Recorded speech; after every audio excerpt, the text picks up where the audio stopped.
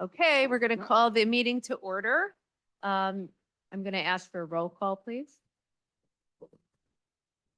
Good evening, Councilmember Flynn, Here. Councilmember Hefty, Here. Councilmember Walter, Present.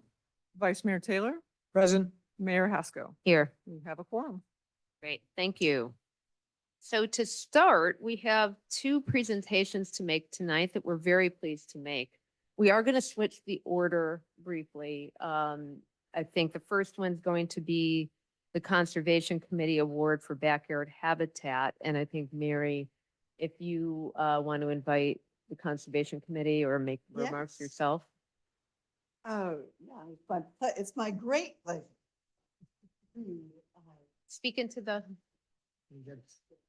By putting this on for you. It's my great pleasure to be involved in the awarding of this backyard habitat. And it couldn't go to a more deserving person. And Marianne is going to say a few words. My name is Miriam Plunder, and I am obviously with the Conservation Committee. I would like to have a show of hands. Who knows about the Wildlife Habitat Award? And if you read it in the agenda, that doesn't count. Can I have a show of hands? Oh, okay. Actually, that's more than I thought. And can I have a show of hands who has an award? Okay, okay, all right. Okay, well, that's good. So I will keep it short because I know Yeah, we're under please. time. we have a full agenda. I just basically want to plug the program for all those of you who have not heard about it. We started this program in 2013, which is actually quite a long time ago. Woodside had started it, and we thought it was such a great idea. We convinced the town council to allow us to put this program together and honor those residents who keep a part of their property, backyard, or whatever it is, as native as possible, as wild and natural as possible, to focus on native plants, on management of invasive plants, and on the freedom of movement of the critters, which means if you're interested in the award and you have a perimeter fence, don't even apply. And we have what's going on here?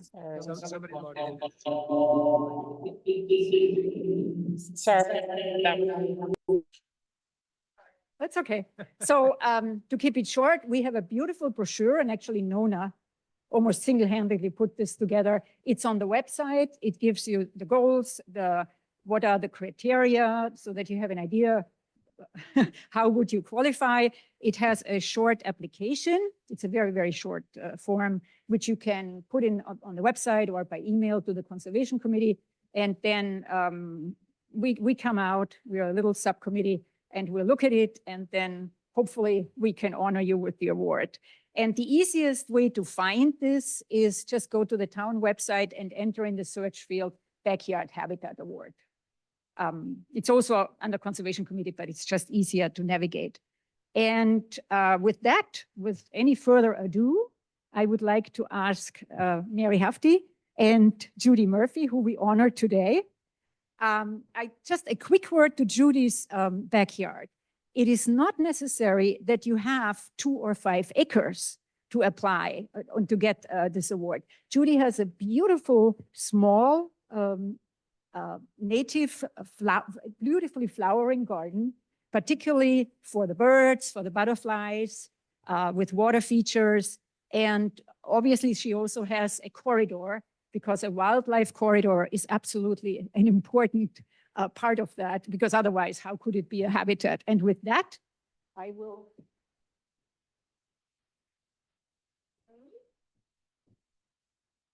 My great honor.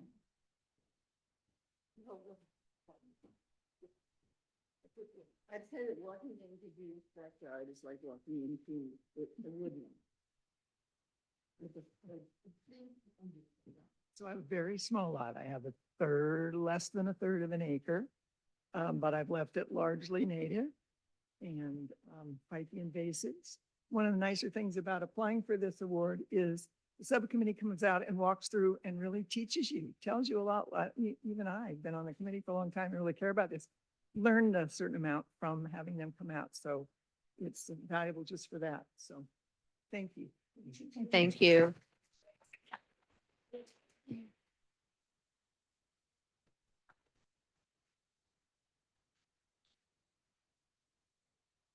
Okay, so the next item on the agenda is the presentation of the Portola Valley Founders Award for Lifetime Achievement. And we are here to honor Dieter Waltz, who's been our long-serving volunteer in the community that we're going to honor tonight. A couple of general notes on the award itself. There's a subcommittee of the town council. This was Mary and myself, Councilmember Hupkey and myself. And we review applications and look for the following criteria, among others. There have to be 20 years or more service on committees, working groups, or organizations in town. The candidate has to represent the character of a quintessential volunteer in terms of town values, vision, and civility. And they have to have made a significant contribution across a broad range that benefits Portola Valley, either in formal or informal ways. I think Dieter has exceeded the 20 years by at least twofold in terms of his long-term service. And it's hard to really characterize some of his contributions because they took place before some of the committees existed. So for example, I understand that he was designing and monitoring trails with Herb Dengler in town, despite the fact that he's an engineer by training, has a great appreciation and understanding of our natural environment.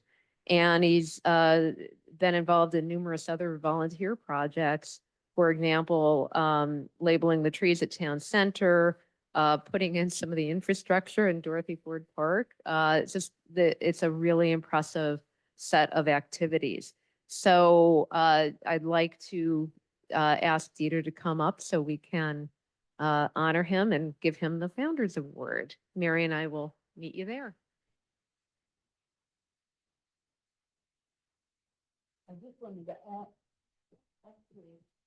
add that Dieter was on the first committee I ever served on back in the 80s. And I think John Silver was on that one too at that time.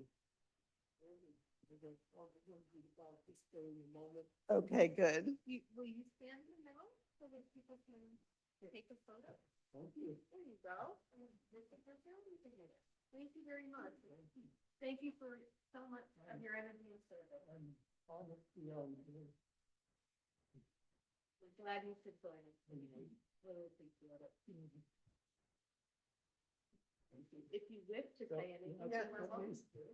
And not only you had you wanted to speak. So I showed up in this, in the area here in 1960. And in 68, I bought a house after a 4-year search. And some of my colleagues and I would go ski mountaineering, oftentimes in Yosemite or other places in the Sierras. So in December of 1968, 3 of us went up there and we stayed at the ski hut at Ostrander Lake. And we stayed a number of days and there were other people there, including White Crowder and his wife. And White was the chairman of the Conservation Committee in its very early days. And after a few hours of chatting, it was pretty clear we had sort of similar ideas of what should happen in this town and what we need to preserve. So eventually we came all home. And right away, after the first of the year, White called up and he said, I'm going on a hike up on Mine Ridge. And you might like to kind of look around and see. So we went on a hike and we walked from the Beauvais property out to the Mariani property. And I told him what I did relative to plants and trees and the outdoors in Europe. And he said, you know, you might be a good candidate for our conservation committee. And do you mind if I recommend to the town council? And I said, sure. So by the end of January was the first meeting that I was on the committee. I still have the memo of 1969. And there were the complexion of what the committee has done and thus has changed continuously. Sometimes people ask me, why don't you retire? And I said, well, it's not always the same, it's evolving. And particularly, I've met so many wonderful people. First of all, on the committee, some of them became my friends. And then in town government, some of the town council members. And specifically, in addition to Dwight, I also would like to recall Herb Dengler, who became a good friend. And in these early years, we would go and basically try to do an inventory of what this town is all about in terms of the wildlife and the plants. We would go every Sunday up on the western hillside and look for rare plants and special trees and where could we put in the future a trail. And then specifically, I would also like to sort of recommend that we give credit to the Ambassador Lane, who has always had a soft heart for our program and has sponsored many of our little projects.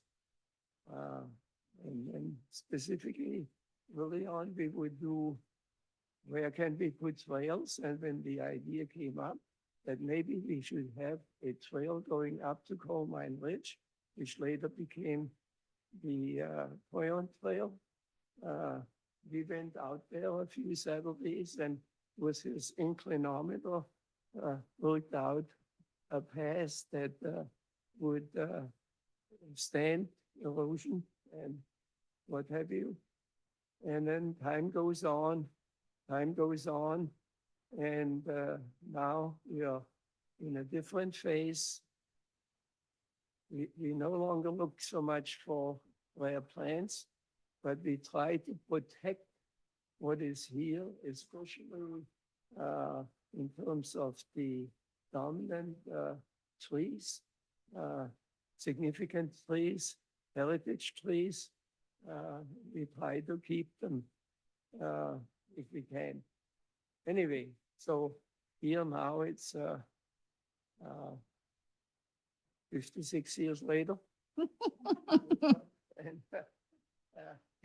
I just, nobody could, at the beginning, you know, you might make plans for a year or two to donate your time, but you couldn't possibly even expect it to be around that long.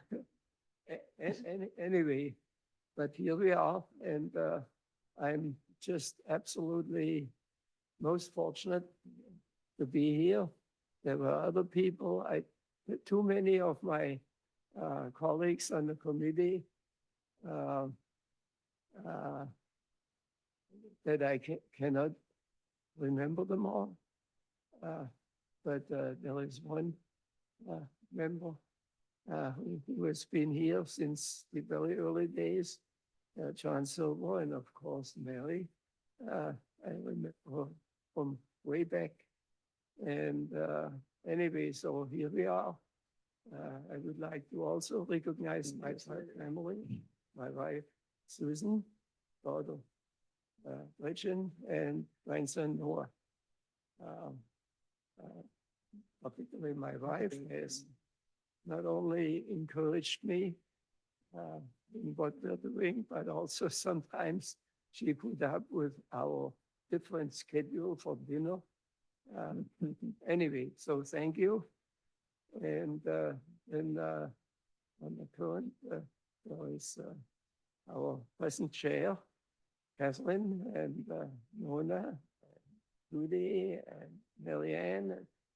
Anyway, so thank you for being here. And thank you all for this honor. I don't have any more words. Thank you. Thank you.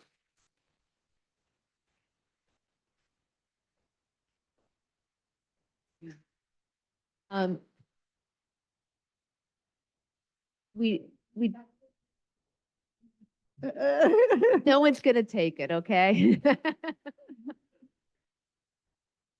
We normally don't take public comment after, but I would invite, there's one speaker that put a card in and we can take brief comments. We have a full schedule, but if people want to make brief comments, please do. Particularly because the supporting materials weren't available online. I hope they are made. We can make them Yeah, available. I think it's important. But I just want to say that I first met, well, got to see a little thing about Judy. It's not just the wildlife, it's the natural human life at her place that is wonderful too. And she and her family know they're part of the natural environment, which anyway, wonderful person to have involved in our town government and in our community. I first met Dieter and Susan probably in 1975 when I was on state-of-the-art racing bike then, a 10-speed, going out and knocking on neighbors' doors, organizing. And I was so struck by how wonderful the community and environmentally responsible-minded people they were and are. And when I was back in the days when I was considered a young whippersnapper, I think it was 1977, I volunteered to serve on the Conservation Committee. Again, I got to know Dieter better along with his late colleague and Portola Valley Earl, Herb Dengler. And I learned so much from them. And it's been a great privilege to do that. And we're so lucky to have someone who for the long term has hung in there and done the right thing. And now that my facial fur is the color of my name, it's nice to be able to be here and say that. Thank you. Thank you, John. Are there other members of the public that wish to make a comment? We do have to keep them brief, but happy to hear. Can someone promote me to panel? Okay. All right. I'm not sure. We're just logging in to see if there's any members of the public. Oh, would you like to? How about it?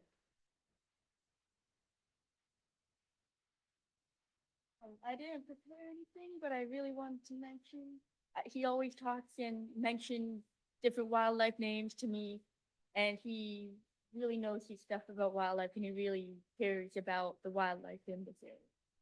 Thank you. Very true. Okay. Is there any council comment? Okay. All right. Well, thank you and congratulations. We very much appreciate our town volunteers and those who are mindful of the local habitat, and there couldn't be any better recipients. So thank you for the committees who recommended them. Madam Mayor, you have one speaker Oh. requesting, they put down their hand now. It's caller 400-3056. Is 3056 there? Hi, you guys, it's Dana. Okay. Dieter, you're fabulous. I'm so excited that you got this award. And then I went on conservation in 1991 with you and Herb Dengler. You know, what I have learned from, and I was on for about 15 years. And I see you every year at the broom pool. So, I mean, I love it that you keep showing up and you keep leading. And thank you so much for all of your efforts. You're fabulous. All right. Well, congrats again. Thank you. All right. So I want to welcome Mark Linder, our, oh, yes, if you wish, we can take a moment, let you take off so we can spare you the rest of the meeting. And Judy, I don't know how you're going to carry that. I don't know. That's a tough act to follow. I know. Well, anyway, I was saying this is Mark Lindner, our interim town manager. And I'm going to hand things over to Mark for the town manager report. Thank you, Mayor. Yes, I've been here a little more than a week. First, I want to thank the council for giving me the opportunity to work in this community.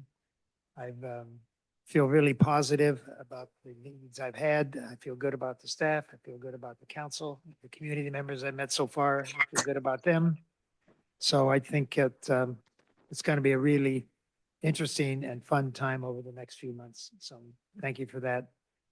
I also want to alert the commissions and committees. I'm going to be trying to meet with each chair of the commission and the committees individually and then come to the meetings that I can come to. This is a community that is strong on volunteers and these are people we really need. So I want to see what you're up to and I want to meet them and develop a relationship there. Also, I am talking with our staff and we want to try to connect with Cal Water and the fire marshal on what kind of presentations we can get to the community and the council on things related to wildfires and relationship to Los Angeles. And I'm going to make sure that each one of my reports includes Tony, our finance director. And I'm going to turn that over to him now to give you an update and the public an update on things that are important to them. And thank you very much. Thank you, Mark. Just a quick finance update. Finance committee meeting, we're meeting next Tuesday, January 28th at 4 o'clock. We'll have the agenda posted tomorrow evening, so mark your calendars. The 21-22 audit has commenced. If there are no major issues requiring additional review and analysis, then we're anticipating having a draft of the financial statements by the end of February with possible acceptance in March. The audits for 22-23 and 23-24 are estimated to be completed between March and August. And we will have to revisit the schedule for the 24-25 audit because that kind of bumps up into the timeline for Mays as they get back into their regular audit schedule. And lastly, on February 26th, I will be bringing a very comprehensive mid-year budget update to the council and the community that will have all the budget activity and financials from July through December. We'll have a rundown of all the revenues and the expenses and where our fund balance reserve will be moving forward for the rest of the fiscal year. And then also one of the topics that we'll be discussing at the finance committee meeting on Tuesday will be the budget calendar for the 25-26 budget season. So that's about to ramp up between February and June. So some exciting stuff in finance, as exciting as it can be. And but that's my report. Thank you, Tony. Hey, thank you very much. Tony's going to be quite busy, but glad that he's willing to share the update and really appreciate it. All right, we're going to go on to oral communications. This is for items not on the agenda. And also if people wish, they can make a comment on the town manager report. So is there anyone in the schoolhouse that has any oral communications? Not seeing any. And now going to the online. Okay, first is Rita Gomez. Hi, thank you for taking my comment. Want to say welcome to Mr. Linder into our beautiful town. And Cal Water is having a meeting tomorrow evening or tomorrow afternoon, 2 meetings, 1 p.m. and 6 p.m. And I can send you the link, anyone the link for how to get on that Zoom. And it's to talk about all the work that they're currently doing and why they are raising our rates again. But what I really wanted to talk about is, many other town councils receive a stipend of some sort. And I really appreciate the dedication and recognize the extra hours that our current council is spending on town business. And I hope we can find some money in the budget for a few dollars that might cover gas or meals for them, and just to show that we appreciate their extra effort. I have a couple of comments and of how we can find that money. Definitely in the consent calendar. I don't know if I should make my comments now while I have my little window so I don't have to speak again. but I would wait, Rita, just for good housekeeping, but I hear no ya. You're gonna have one. No problem. And I did send in a note about one of the particular items. So I will raise my hand again, but thank you. Thank you, Rita. Okay, phone number ending in 7562 is next. Good evening, Caroline Vertongen. Mr. Linder, we appreciate your efforts to come and solve all our issues. I hope we didn't, there are not too many, although we're very blessed with your opening statements, and I think that meant a lot to the many volunteers who are on committees, that you committed to meet with the chairs, and that you hope to attend the committee meetings. As you know, and I hope that they introduced you to our general plan and to our handbook, we cannot do anything without a town manager. We had hoped that the interim manager would step up, but I guess she was too busy. There's many projects that have been on hold. So hopefully you can bring your expertise, and we can start this process and bring successful business to our town. So thank you so much. Thank you. Just a point of clarification, Corey Stoker Pedalino never intended to continue. She always stepped up for a limited time period to get us through a difficult end of year season. So we do thank her for that. And we are very happy for Mark Linder to have joined us and help us out. Next is the consent agenda. So first I'll ask if anybody has any items they wish to pull and discuss separately on the council first. The regular meeting minutes, 5A. 5A, okay. I did have one question on the warrant list. So warrant list 5B. And I had 2 comments on 5C actually so. Okay, so I'm going to ask the public, we're going to pull them all, but I'll ask the public to make comments on all of them. And we're not going to have 3 different sets of comments for the consent agenda. So I don't see any hands up in the schoolhouse. Oh, there is one. So Dale, you wish to make comment? Feel free. I've got a comment on the warrant list. They're $20,000 item for Ladris. If you don't know, Ladris is a cloud-based software program for evacuation studies. I've been heavily involved with Ladris for about, I think, 4 years. Members of the EPC work closely with Ladris to actually get this thing to work for Portola Valley. But it's only cost us about $7,000 a year in the past. Number 2, I think I'm the only one left who has been trained and has used Ladris significantly in the past year. And I haven't used it since about June of last year. So at this point, 20 grand seems like a lot. I know that the Woodside Fire has a license to Ladris. And so if we can just transfer the file that I've been using over to the fire department, we'll have access to it through the fire department. My comments, thanks. Can I say just piece of that or no? Well, we're going to talk about them individually because Okay, Mary also great. has, so let's circle back. I'm just taking general public comments on the consent agenda items. Anyone else in the schoolhouse? I don't see anyone, so Rita, comments? Hi, thank you for taking my comment. I too have a question, sent in a note about Ladris Technologies. and the 20,000 for that, and who actually uses it and who knows how to use it still. And I also question the 64,000 for December for Good City, and note that it's been about 220,000 in the past quarter, just in the past 3 months. And I know I've asked and other people have asked before, but if we could have some accountability on how much our town gets reimbursed from these Good City charges, because they're, you know, it's a lot. I mean, 220,000 in 3 months, that's a lot. And under item 5C, is an extension contract for our clerk contractor at $175 per hour, which based on a 30-hour work week, it comes out to about $270,000 a year. And I recognize that the contract only goes till the end of June, but $175 per hour, it just seems to be a lot. These two items that I'm talking about, 3 items that I'm talking about during our financial crisis.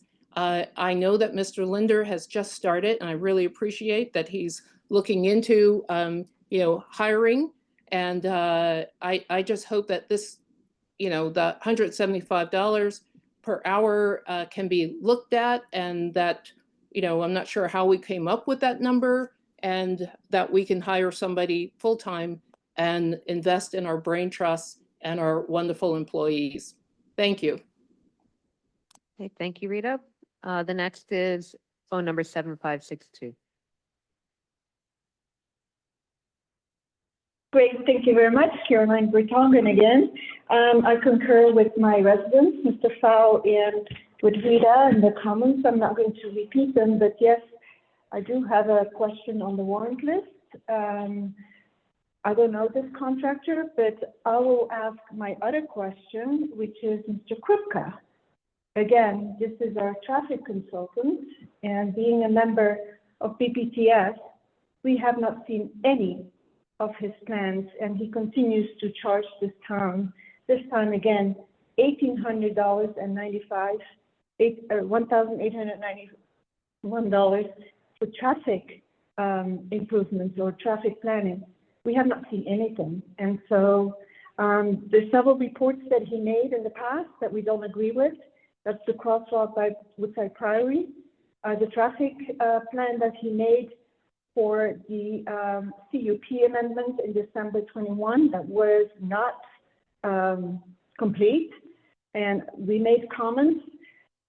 And then, yes, I'm very surprised about the contract for the new town clerk. Of course, we don't know what that means with these consulting services. So it would be helpful for the town to understand what this is. We have heard in the past from other agencies that it's not basically on merit, but because it's competition into this area. And I hope that's not what we're doing. It's a lot of money, especially in a time of financial crisis. Christine might be a wonderful person, but we would like to know what she's offering to the town. And once again, we encourage town council to train their staff and pick the staff that's committed to this town. You promised accountability, you promised safety, and we really need to see progress on those items. So hopefully we can come to some productive services. So yes, hopefully you guys can discuss this, but number C is a lot of money. Thank you. Thank you. All right, I'm not seeing any other hands in the schoolhouse and no other hands online. So I'll bring it back to the council. So we basically pulled them all. So the minutes first. Yes, I had 3 things that I already gave to Christine. 2 of them I'll mention, and the third was just a formatting issue. On the consent agenda, page 4, it lists Councilmember Flynn requested to discuss consent agenda items 5A, 5E, and 5F separately. I only requested to discuss items 5A and 5E, and I believe Craig or Judith requested to pull 5F. Um, And then on the next, Councilmember Flynn, we can just say several requests were made to discuss the consent calendar items separately or something like that. okay, If that's okay with you. yeah, that's fine. And then on page 5 at the bottom, John Hanna was representing the applicant, not the town of Portola Valley. And then the third one was minor typo formatting, so. The only other thing I'd mention is it Valerie Armento? Yeah. Thank you for those corrections. Okay, I any was, other? I was just going to offer up that it's Leslie Crease, Kriese, and Rita Gomez Whitney on the. What page? On the page 3. I'm just giving you the last names. Thank you. Did think it would be awfully nice to at least be reminded, I know we've talked about this before and I apologize, what people talked about, like the West Bay sanitation and Chris Bouger. Just to be reminded, because it's easy to forget that he had a rather specific ask. Okay, any other comments on the minutes? If not, with those corrections, can we have a motion to approve? So moved. Second, A roll call?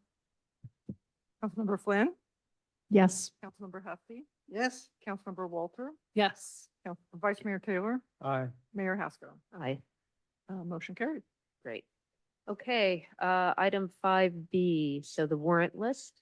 Mary, you raised this. We had comments and Craig wanted to make a comment as well. I had the same one that Dale had and that Rita had. It was just wondered why we were putting that much money into an AAI program that it seemed like it should be in the fire department. So I can comment. My understanding, and I will follow up just to make sure this is correct, is first of all, it's a 3-year contract that we're paying for. So it's not 20,000 a year. It's 20,000 for the next 3 years. So that's roughly what we were paying before. And I also understood that this was also in concert with the fire department. Like it wasn't our own separate contract, but we were working with them and we sort of agreed with the fire department to help defer the cost. So that was our portion of it for the next 3 years. Great answer. Tony, you're there. So do you have any other yeah, there you go. context Yeah. that you want to? Yeah, I mean, provide? we have a signed contract, so I mean, we have to make the payment. Right, but it's a 3-year contract. This is not 20,000 for the next year. It's 20,000 for the next 3 years. No, it's 20,000 per year. Okay, that's not, And there's an evacuation modeling software and there's also wildfire spread modeling software. And it's 10,000 for each. It's a software as a service model. okay, so Kim's here as well, because my understanding was that was a 3-year contract, not a 1-year contract. What I had seen in front of me as I was Yeah, you know, reviewing I this was know a it- contract signed by Sharif Yep. in June. Okay. For the next 2 And so fiscal years. Kim Woods, It's correct. It is a 3-year contract. Well, I don't know what you guys signed, but it was supposed to be similar to what we signed. And it is 20,000 per year over those 3 years. 10,000 was for Ladris and 10,000 was for Flame Mapper. They both merged as far as companies and technologies go. And so that was what was, and I actually, because of, in light of this, wanted to understand more if it was just because you were having it, or if it was in fact, because I don't know the history, the shared cost. So meaning really it's more than that. And we're just sharing the total amount broken up between, actually it's town of Woodside, town of Portola Valley and Woodside Fire, that we're all 3 splitting that $20,000 cost. Yeah, So I can get more details as far as a little bit more of the shared cost and if it's really in fact 60,000 a year. So. yeah, okay, so Well, wait, So okay, Dale- hold Dale- on. This Dale, isn't, the public uh, comments closed. well, I mean, I can follow up. I want to I'm- make sure that we get a little Right. more clarity on Yeah. where we're coming out here. If fire marshal is sure that we're supposed to be sharing, it sounds, Tony, do you have any clarity on whether With- this is a contract directly with the town and Ladris? Contract states the town of Portola Valley and Ladris Technologies. Okay. It doesn't say anything about splitting between Woodside. And or so the fire or we're the town of- payor under that contract and we cannot, According to what was signed by Sharif, yes. and you're not, and there's no ability to cancel at this point, from what I understand. No, we had 30 days after the initial signing and Yeah. then it's a 2-year contract and then 45 days to renew, but that's 45 days from December of 2026. 26. So it's a, Can I make a comment? if it's like 15 seconds, would that work? I find this outrageous. Okay. So We were never consulted on this, so do we all, but and we gotta were do the it. only people using it was Yeah. EMPs. Okay. All right. So I do think Oh. getting more clarity by working with the fire marshal on what her understanding is Woodside's obligation in the Woodside Fire Protection District would be good, for future planning purposes, if not being able to do something now. Anybody else have comments and questions on? Yeah, I still do. So Tony, would you keep me in that loop? Because through the Fire Safe Council with which I'm on, we've been working with Ladris as well. So I think we may have some leverage because I'm with Dale. I mean, it's $7,000 a year. You know, we can stuff on Alpine. Being able to model, that seems reasonable. At 20,000 a year and it's per town, that seems pretty outrageous to me as well. So let's look into this because even if we have a contract, I think we still have some leverage here. Right. Yeah, okay, so just keep me in that loop if you would. Thank you. And when was the contract signed by Sharif? June of 2024. So why are they billing now? There's a partial year and then a full year, right? Yeah. It's for the upcoming year. This was for the 24-25 year. Okay. And it basically goes from, I believe it goes from January through December, not necessarily our fiscal year. Helen, did you have any questions, comments? No, okay. So what is the right protocol here? Because I'm hearing, are people prepared to approve the warrant list with that amount in it? I mean, I would be because it's a binding contract from what I'm told and it's water under the bridge. However, it does merit a lot of looking at, and if we can adjust it Mhm. by sharing costs, I would like that to happen. But in terms of the process for tonight to clear this item, Catherine, do you have a suggestion? So I have not reviewed this contract. I think it might be worth providing legal review to see what options we might have in terms of potentially delaying payment or negotiating with the contractor. I would, but also I'm mindful of if there's late fees in this contract, I guess that would be a question. One option I was just thinking would be to pull this particular item from our research and approve the rest of the warrant list. But I wanted to check with Tony before recommending that to see if there are any late fees that we would potentially incur. I am not aware of any late fees, but I mean, we can look into that, but we can pull it.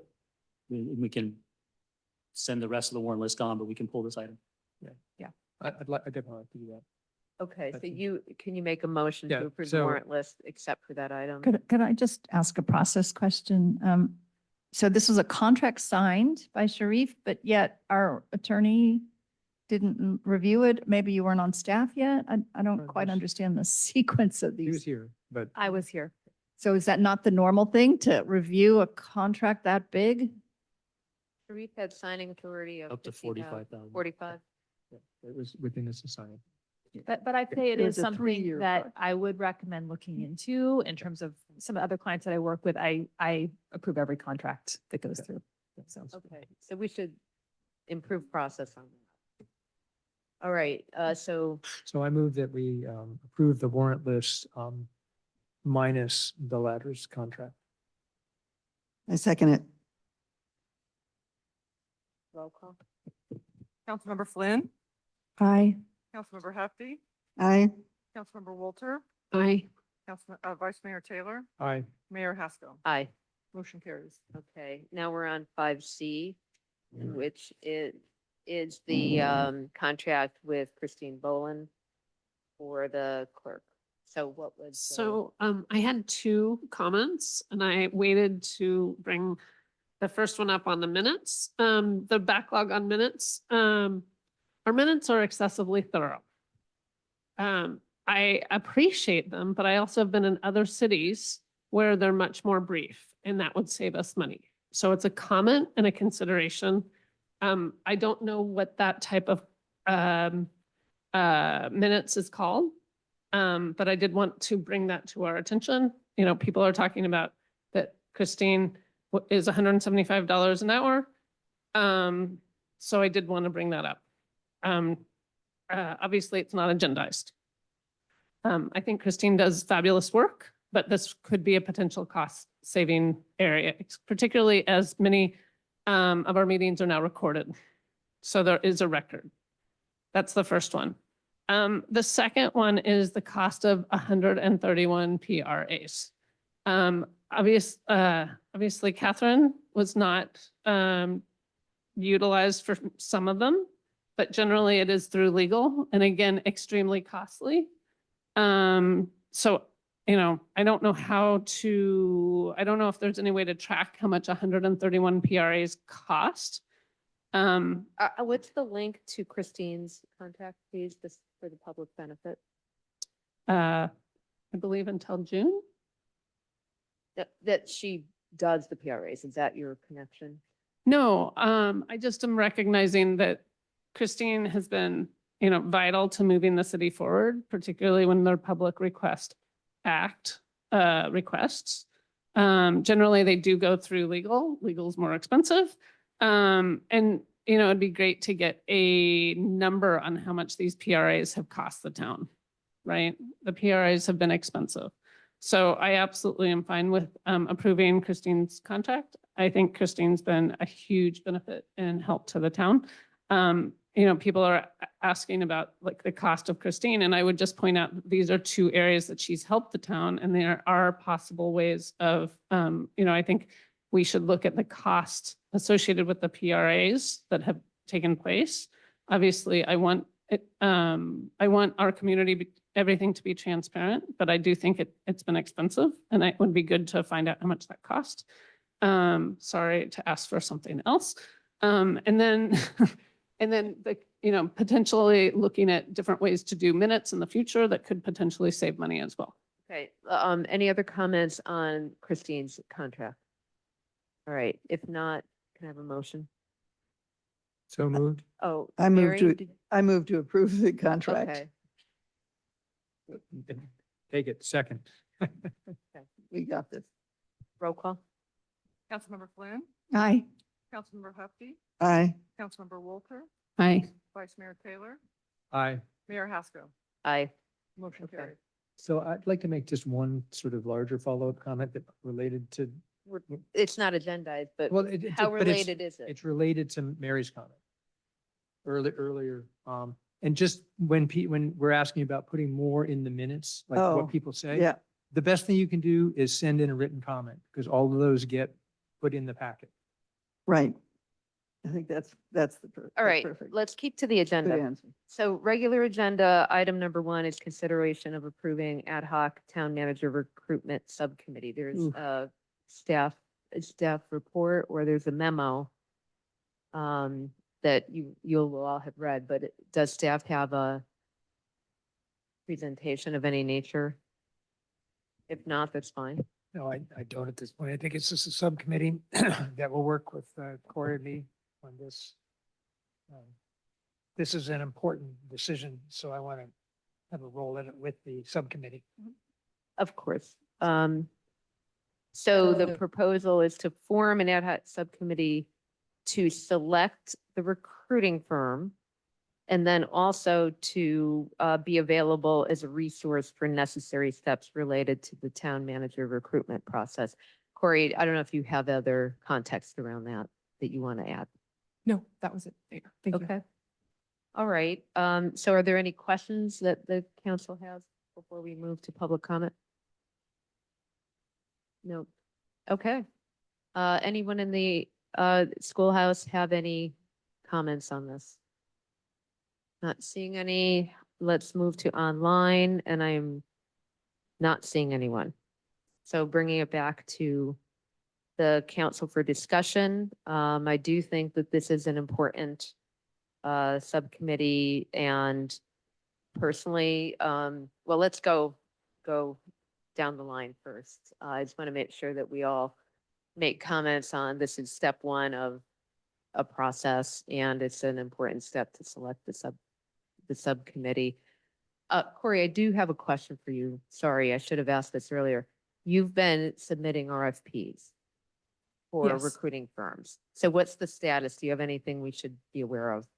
Yes, so I did send a request for proposal to, I believe it was 12 different recruitment firms, and we did receive 2 proposals in return. So it would be to evaluate those two and any others that the subcommittee. Yes. listened to. Okay. All right. Comments? Rebecca, you want to start?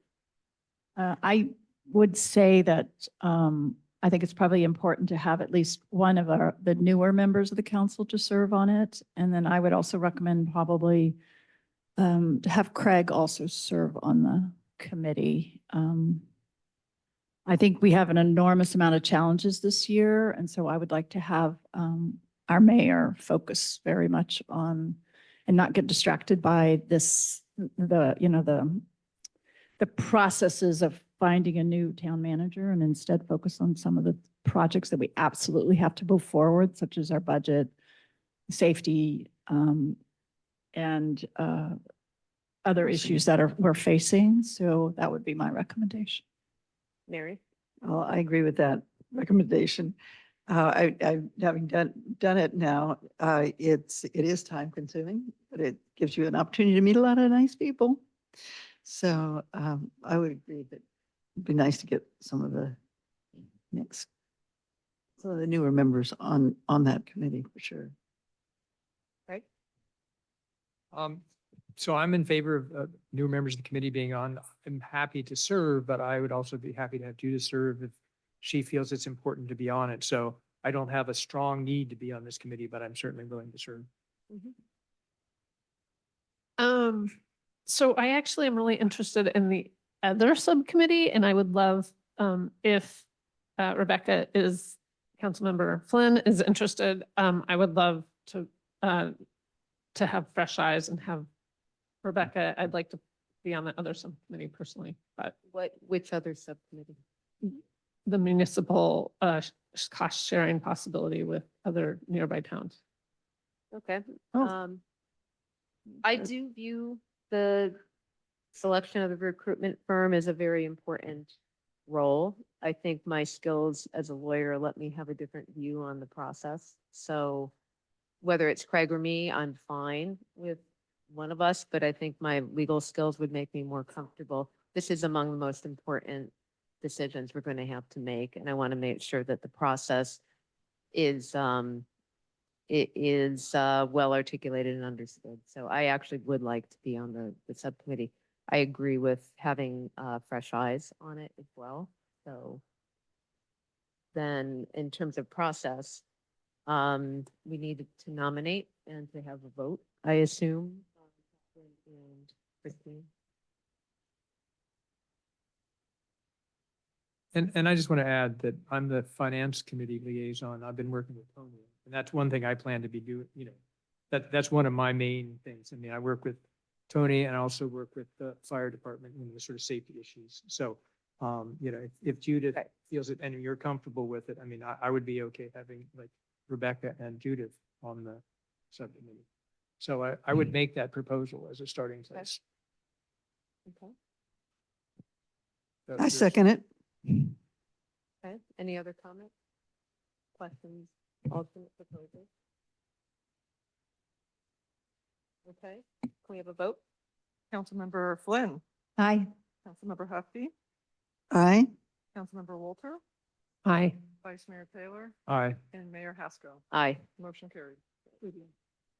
Okay. All right. The next item on the agenda are presentations by the Emergency Preparedness Committee and the Conservation Committee.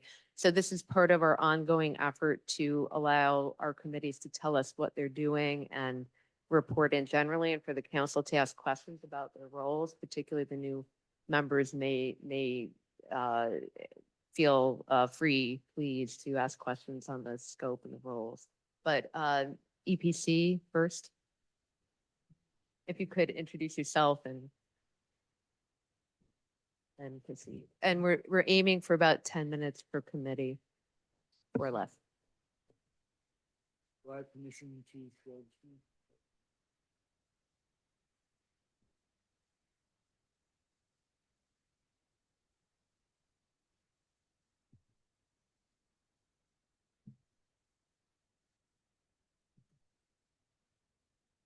Excellent, thank you. I will do my best to keep to the 10 minutes.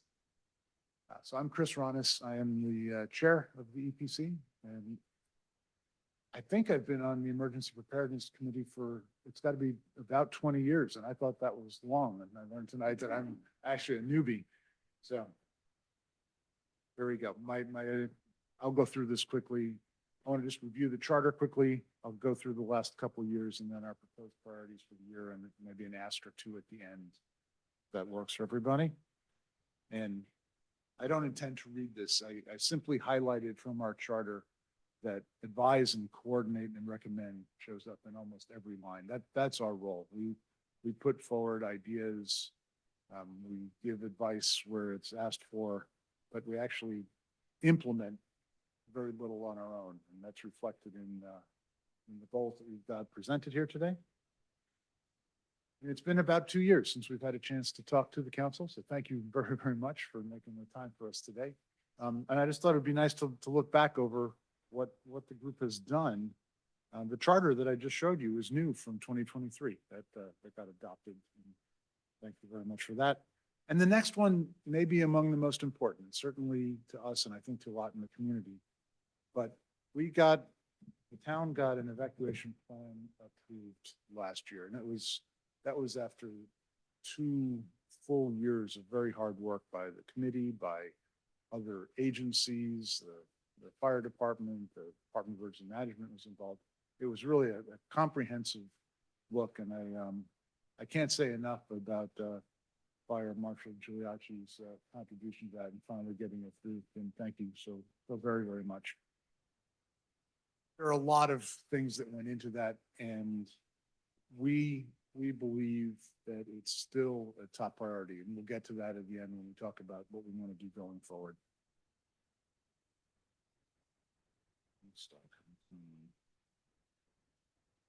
Okay, AM radio. Everyone probably knows about the AM radio. If you don't, it's a really effective way of getting information out to our town.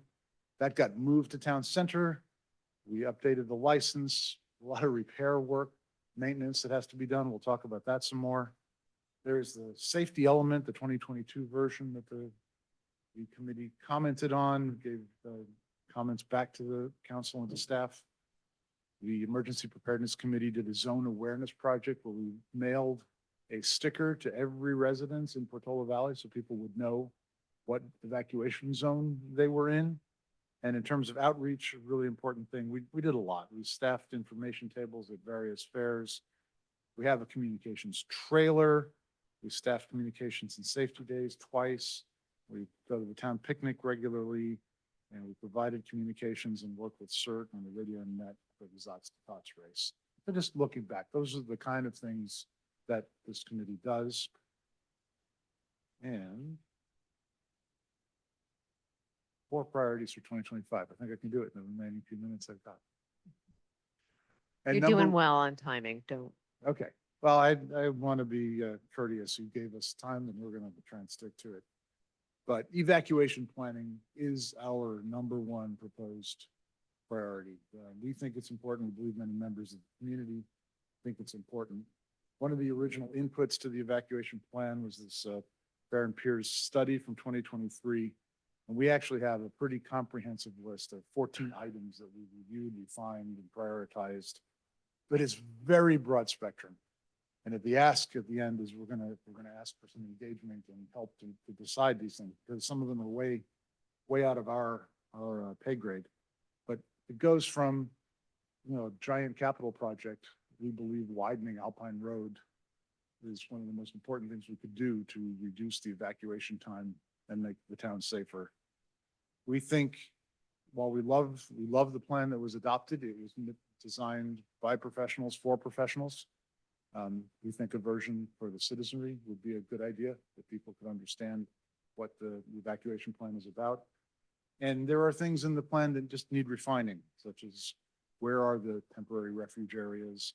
We'd like to work with town staff and work on, there are other stakeholders. There are a large population of daytime employees and contractors in town that we want to make sure understand their role in the time of an emergency. Number two, emergency operations plan and emergency operations center. It's been a while. I think the last time the committee worked on the town emergency plan was about a decade ago. And the Emergency Operations Center is part of that, and would like to work with the town staff and the council to set up procedures. This is something I was working on with the prior town manager, but it's a question. When does the town operate in the OC? Who staffs it? That has changed over the 20 years I've been doing this, from volunteers to town staff to volunteers. And it's something we need direction on before we can help. We have a robust CERT organization now. It's unbelievably stronger than it has been. There should be a role for them. I'll talk about communications later, and we want to continue to drive for participation in drills. Number three, communication.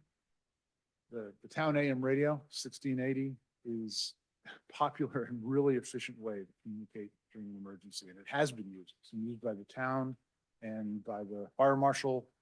We've warned about red flag warnings, sandbagging, public safety, power shutoffs. It's in limbo. In other words, we moved it from a private residence property to the town last year, and it needs an owner. It requires maintenance. It requires licensing. There are FCC rules about operating it. And we're happy to do it if we get it assigned to us, but then we need access. We just need to resolve that one. It's one of the big ones. We've also been pushing for AM radio signs so that people, as they drive through the town, or some of these daytime contractors, would see it and know what to do, where to listen. And it's also time to assess and update the town communication equipment, the way that we communicate with the Department of Emergency Management, the way we would communicate with Woodside Fire, the way we communicate with CERT. And then number four is the safety element. Right? It's a required part of what we do. Initial feedback came in 2023. I worked on it with the prior town manager, but it was tabled. There wasn't enough staff. There was no supporting staff on the other side. There was apparently a requirement of a planning manager, et cetera. So this is just a placeholder in anticipation that this will bubble up and be a requirement for the year, and it's in our wheelhouse, and we'd like to help as much as we can. So we're putting that on there in anticipation. 1, 2, 3, 4. And that brings me to the conclusion and requests, and starting with thank you for giving us the time to talk about it. Obviously, we think emergency preparedness is important, and this is a series of proposals, right? We can't go forward independently.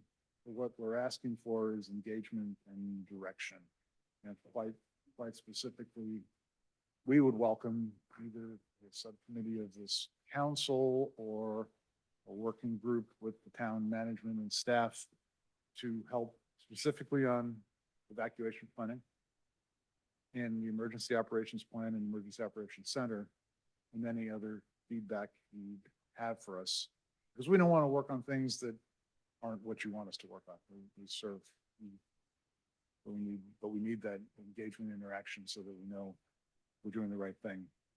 And finally, I'd just like to say we've got a robust list of strong volunteers on the EPC, many of whom are here tonight, and I want to thank them for all that they do.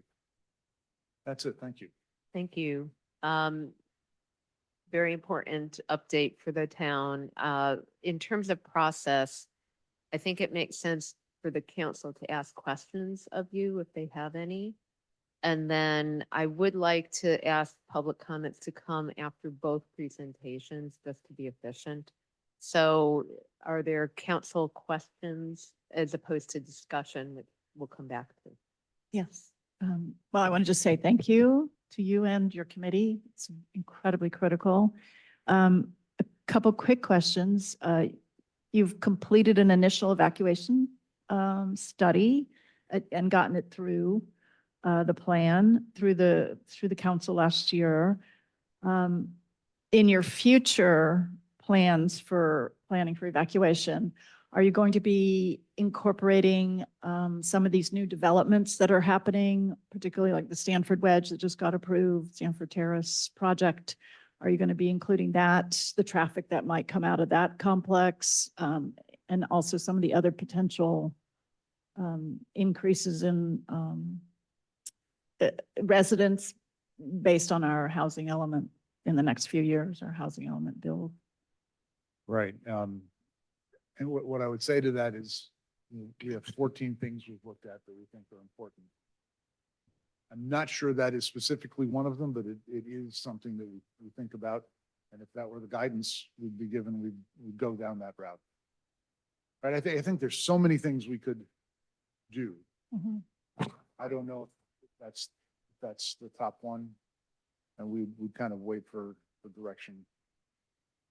And then I guess my second question is, you worked with FAIR and peers, you said. In these future planning for evacuation, are you going to be using this $20,000 software system to model things? Are you going to be wanting to hire another consultant? Are you going to be doing it in-house? How do you envision accomplishing some of this additional evacuation planning? Yeah, so the comment you got earlier about the only person who we think knows how to use it, which was Dale, he's on this committee. And no, we are probably not going to use it. We don't have any current use for it. Dale, do you feel differently? Yeah.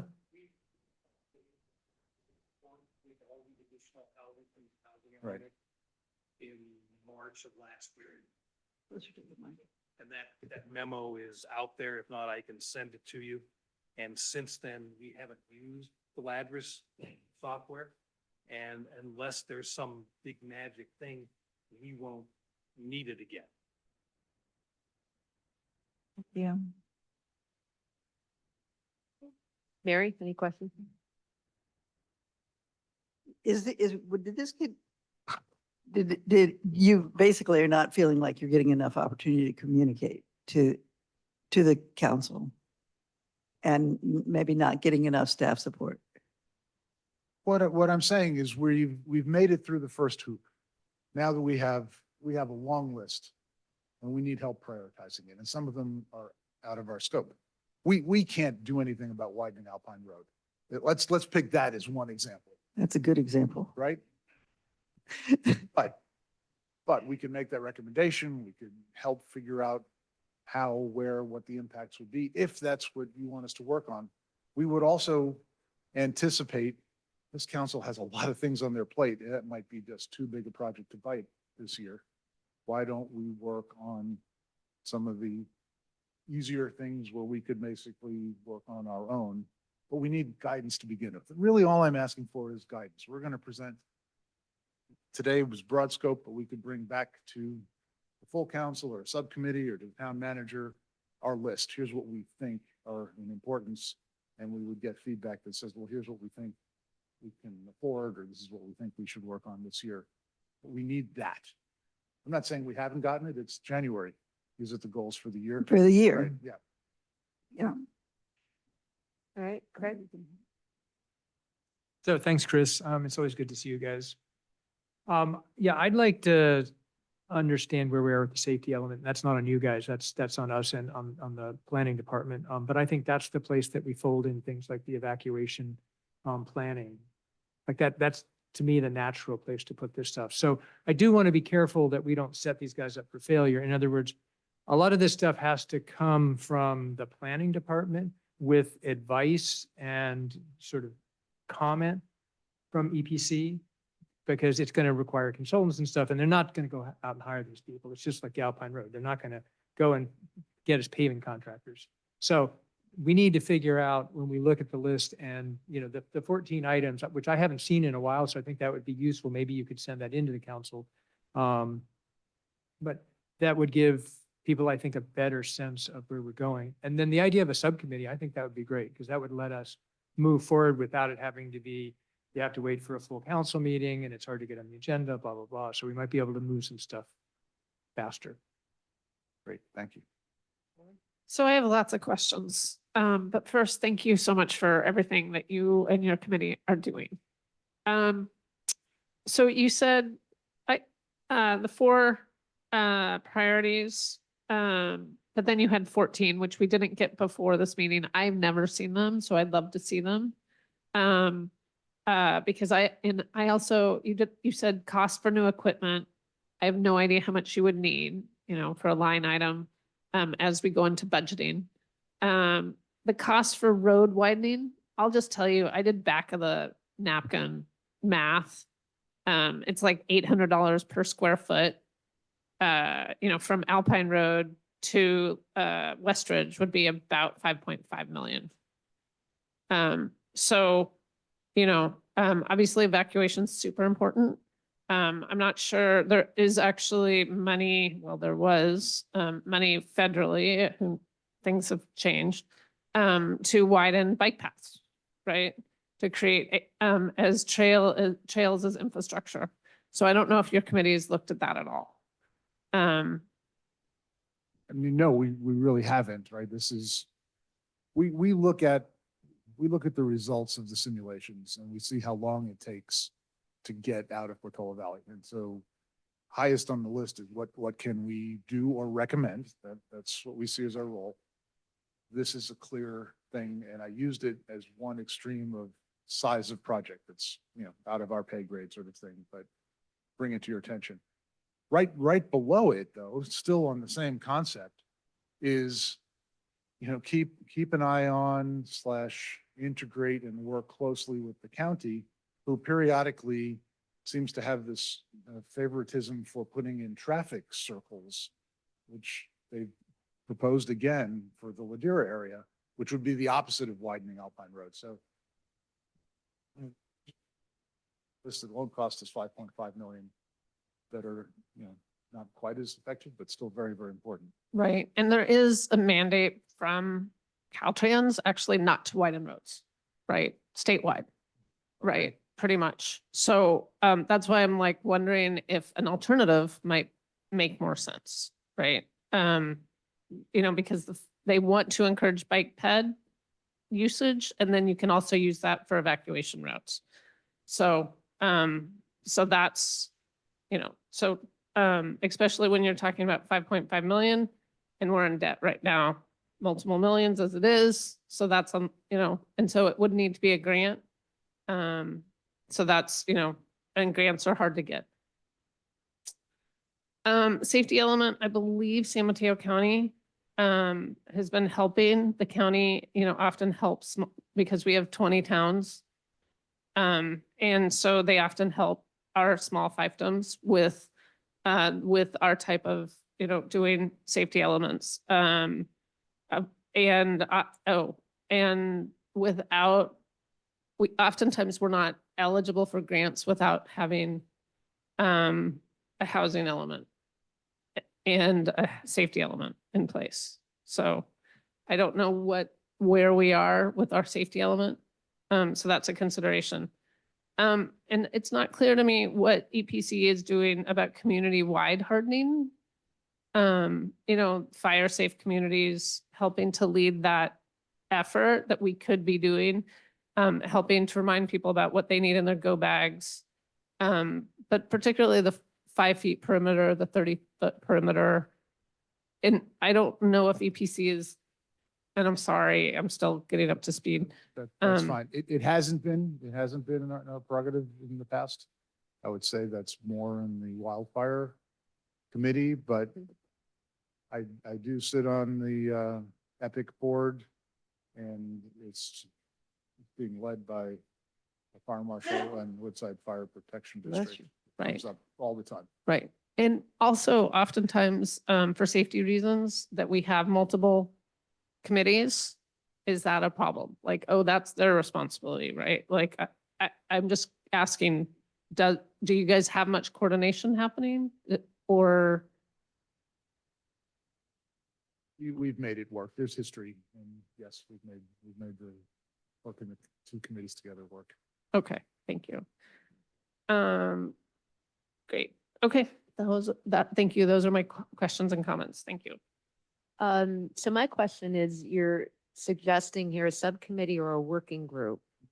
So if you put your finger on the scale, what would be most helpful to you?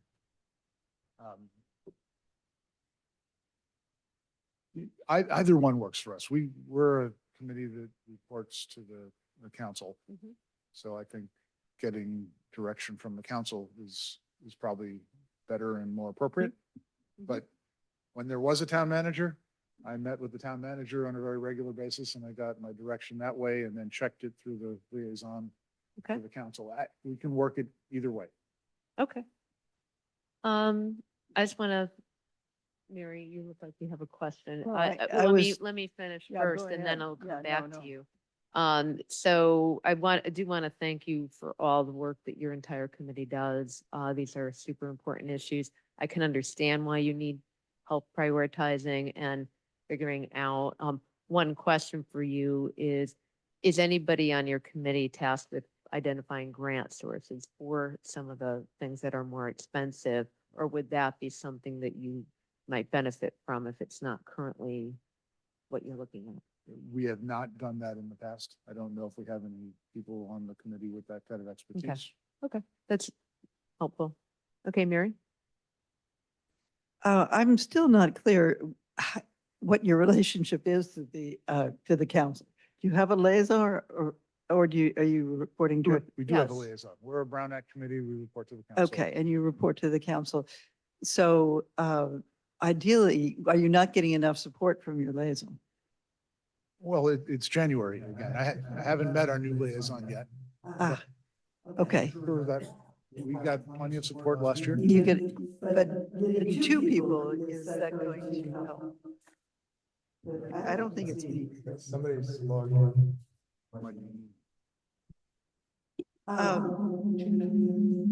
No, it's not me. I don't think it's me. Maybe. Okay. Why don't I get out of the meeting just in case it is me? Go away? No. It's you. I can log out. Thanks you're talking. Wait, let me. I'll log out. All right, I'm just gonna leave. I'm Okay. logged out. It's happening. Okay.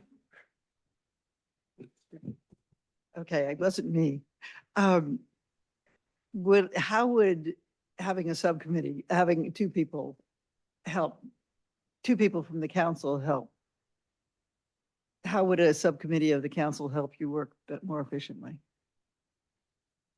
We just need the engagement and the help and prioritization. One person could do it, Okay. two people could do it.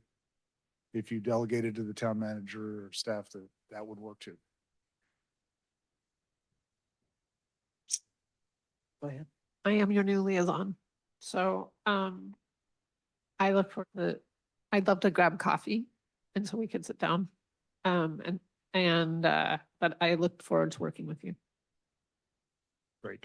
I look forward to working with all of you together and individually and subcommittee and liaison. Thank you. We're gonna go to the Conservation Committee report now, and then we're gonna take public comments on both presentations. Great. Thank you.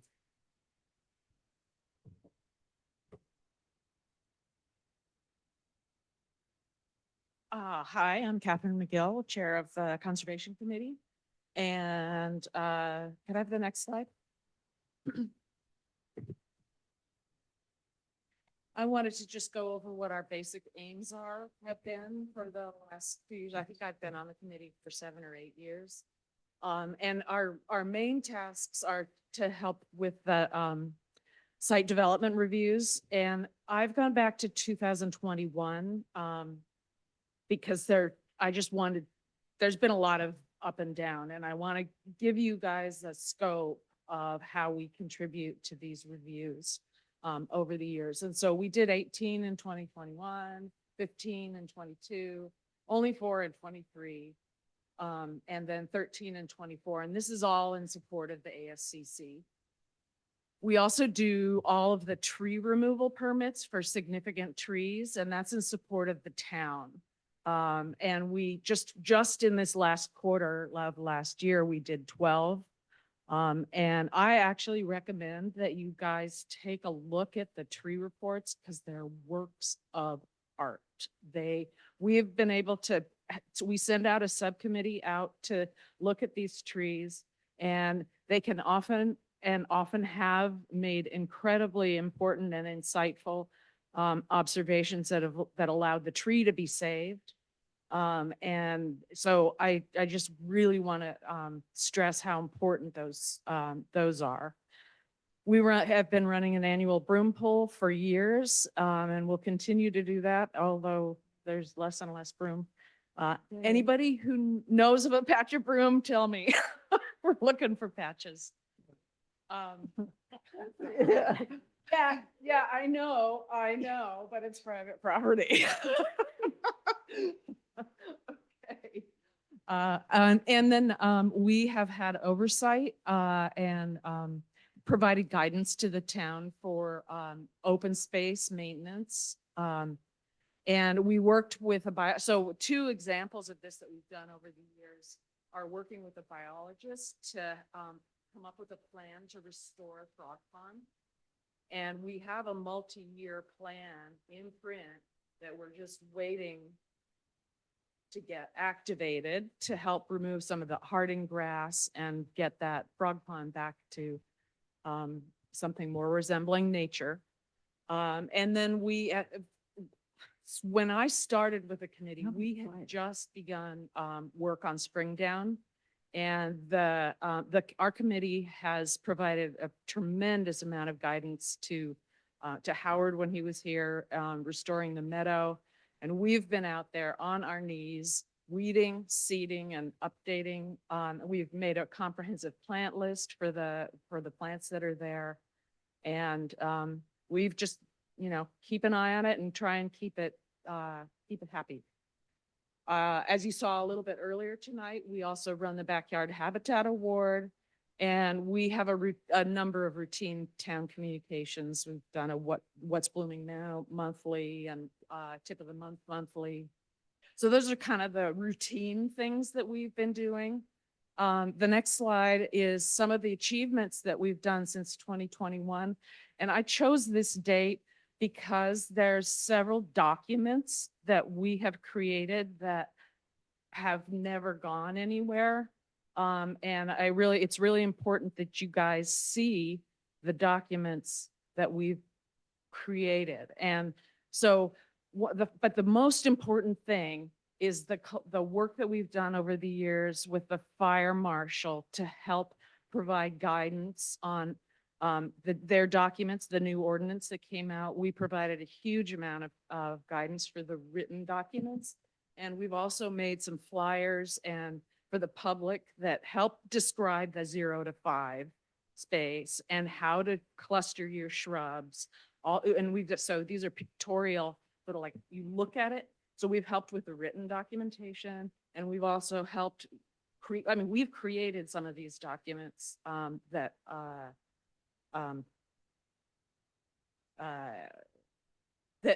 residents can use to help guide them on fire safe landscaping. So so those are outlined. The next thing that we did in 2021 was we updated the significant tree criteria because the bay trees, a lot of people were getting hung up on wanting to remove some bay trees. And we just felt that the bays are, especially small bays, are really effective vectors for SOD. There's too many of them. And so we removed the bay laurel from the plants, from the significant tree criteria. And we added 3 oak species, all shrub oaks and manzanitas. And that, because it goes into the code, the significant tree criteria goes into code. We've prepared the document and we've approved it, but it's waiting to get incorporated into the town code. And so that happened in 2021. In 2022, we took on the task of going through the recommended plant list that was on the website. There were multiple versions of recommended plant lists. And so we found them all and we combined them all. We added fire hazard information, high fire, low fire, and of course the invasive species as well. And let's see. Oh, and then we coordinated with the other committees to make sure it's the only list. Oh, yes, good idea.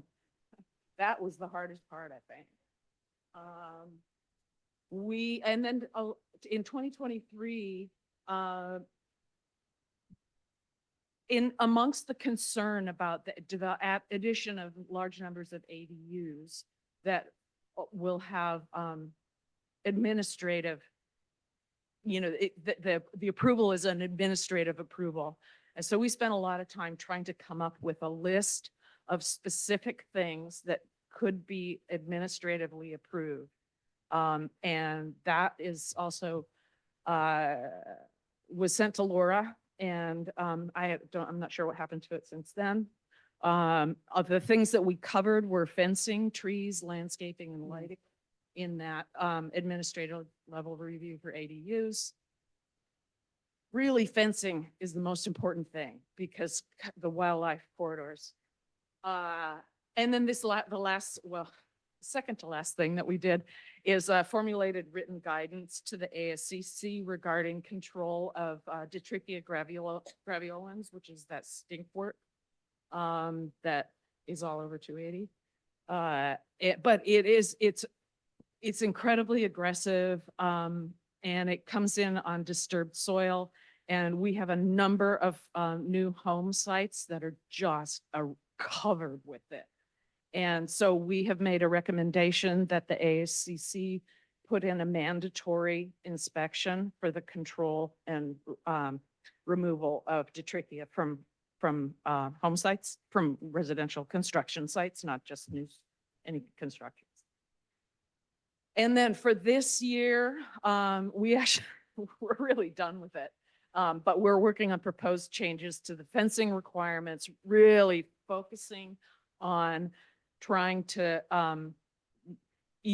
recommend the use of wildlife friendly fencing, and then really communication. I think we all feel like the site visits, the tree visit things, all of that stuff. The most important thing that we do is we talk to the homeowner. We tell them what we see.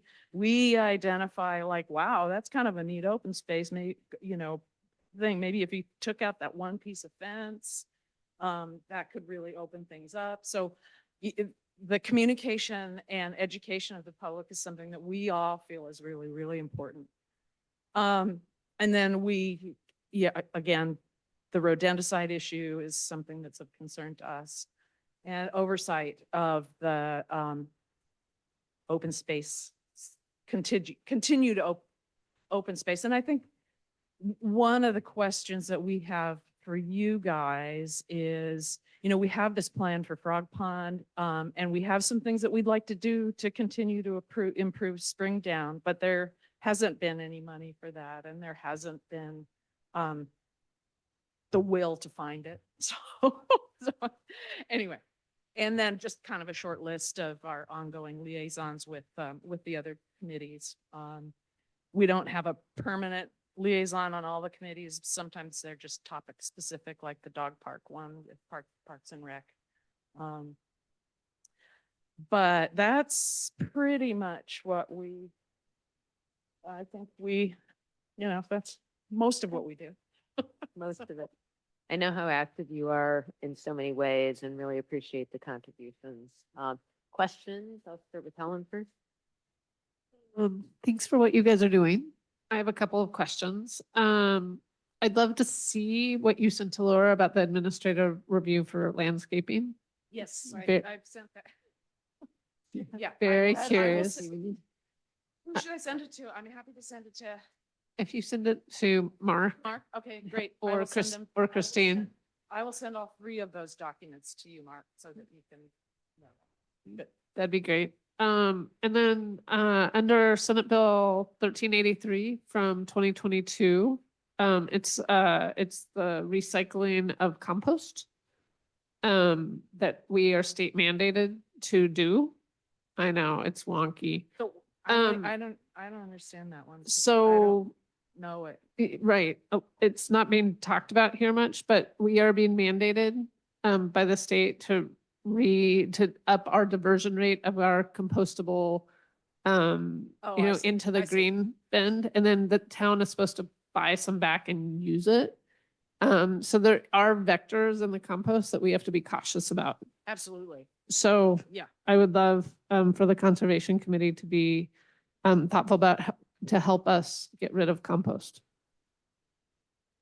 If that makes sense. Well, To help the town use compost around the town and potentially with new permitting for new construction kind of ideas. it's certainly Yeah, something lands- that we could address. I think it might fit with sustainability a little bit better, but it's certainly something we should talk about. Thank you. Craig? I think the only comment I had is, we just passed a donation. I don't know, what's the right word for it? It's not a regulation, but sort of the procedures for getting public donations. And policy, thank you. That's probably the word.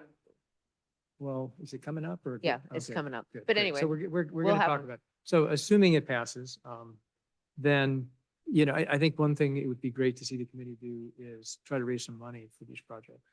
Because otherwise it's pretty clear we're on a very tight budget for the next at least 2 years, if not longer.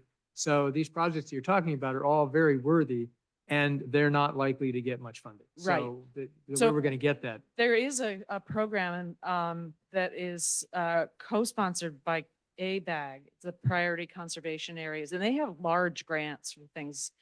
But and really directly pretty in line with restoration of Springdown, a former agricultural site, a horse, those are things, and there is money, but somebody has to write the grant and, are they going to give it to us or are they going to give it to some project someplace that, Right. I guess I'm just encouraging the Yeah. committee to look for options. And it may be these, large governmental agency donations. It may be within the town that there are citizens that think this is a worthy project and are willing to put some money Yeah. into it. Yeah. And assuming our donation policy goes through, then I think they'll have a mechanism for accepting that money.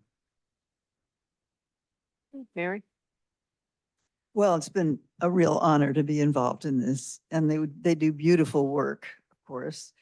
And there has been a real frustration, I think, with the sense of having created these documents and then forwarding them. And this work, they've been able to work very successfully with the fire department.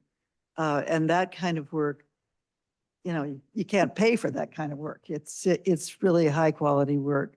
So I think it behooves us as a council to assure that at the moment when that work is shown to the town and the manager and so forth, that it is received and understood, and that it doesn't necessarily need money. It just needs to be recognized that the work was done and in fact put in place ideally. Well, ideally, but I think that there may be absolutely valid reasons for not doing some of the things, not implementing some of the things, but there has to be a discussion. It has to be recognized. It that has we to be did the work. recognized. They just at least need to know that, Right. that the work was received and however we can do that, however we can make that possible, That's it. even if, it's just complaining to the liaison more loudly. Mary, this is We're good at questions. that. We're still going to have the ability to Okay. give direction. I So, quit. Not trying to cut you off, but we're going to get there. Questions? Any questions or? Okay, I'll save the comments. So, I a few guess, minutes thank time. Rebecca? A really quick question. You mentioned that you were able to save some of the trees that were slated, that residents had requested to be removed.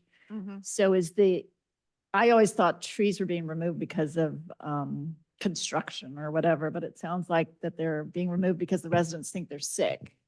Is that? That's definitely true. They're definitely being removed because they, people fear limbs falling off. And we've found a number of times that, creative, pruning, or removing limbs. I mean, lots of times, trees will be leaning towards something, and you can remove the weight on the one side. So that tree can be saved. And it turns out almost all the time, everybody is happy with the results.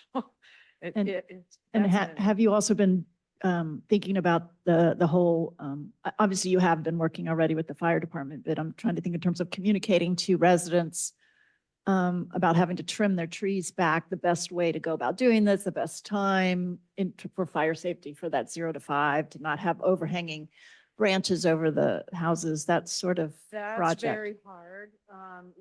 The tips of the months that we have been doing around that have been more like, this is the best time to prune your trees. We can't give you specific guidance on how to prune trees, other than not to prune all the green stuff off. Leave a little bit, or 20, leave 75% of it. So we can't give specific, tree specific things, but we can say this is nesting season, and please try to avoid, clearing out areas where things are nesting. And they will often make it very clear that they're nesting there, especially the quail and things. So. And in terms of some of these projects that you've been working on, and I'm very impressed with how much your committee has achieved. Do you have any sense of costs for some of these, like your restoration of the frog pond, some of the documents that you've created that need to be printed, these sorts of things? Do you have a dollar sign on any of these items, or? No, sure. Sure. We do have the proposal from the biologist, and there's costs associated with that. That would have to be dug up and kind of shaken off a little bit. And have you interacted at all with the Open Space Committee about some of these? Because the frog pond, is that considered an open space in With terms open of space. getting access to their funding, to their? Well, yeah. And we we had a subcommittee with them to discuss the use of the UUT money for the town funds for the short term. So we collaborate with open space regularly. And yeah, I think we're more tasked with kind of giving guidance to the town about maintenance of it, and theirs is more like acquisition and Establishment. yeah, right, establishment. So does your committee have any I guess your new liaison, so I will be joining your meetings, but do you have any ideas from your committee about how we can work on the process? Because it's clear from the comments and what you've said that things are coming in. And of course, it's been a bit of turmoil the past couple of years in the office, but obviously there's a process that needs to be worked on for how we accept your recommendations, how we accept some of the work that you've done, some of these new documents, actually getting them approved and getting them implemented. So that's something that I don't know if your team has ideas. To be fair, each one of them involves a different, the ADU went to planning, the trees goes, I'm not sure, maybe that's planning too, but anyway, there's different audiences for some of these documents. But you're right, the process needs to be fixed.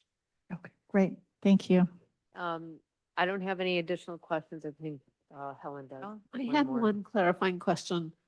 The frog pond, there's also what some people refer to as the road remnant. I'm curious if your committee is using it, that entire, when your plan includes both the road remnant area and the frog pond area, or just the frog pond area? I'd like to defer to Nona, who has a more accurate description in her head than I do.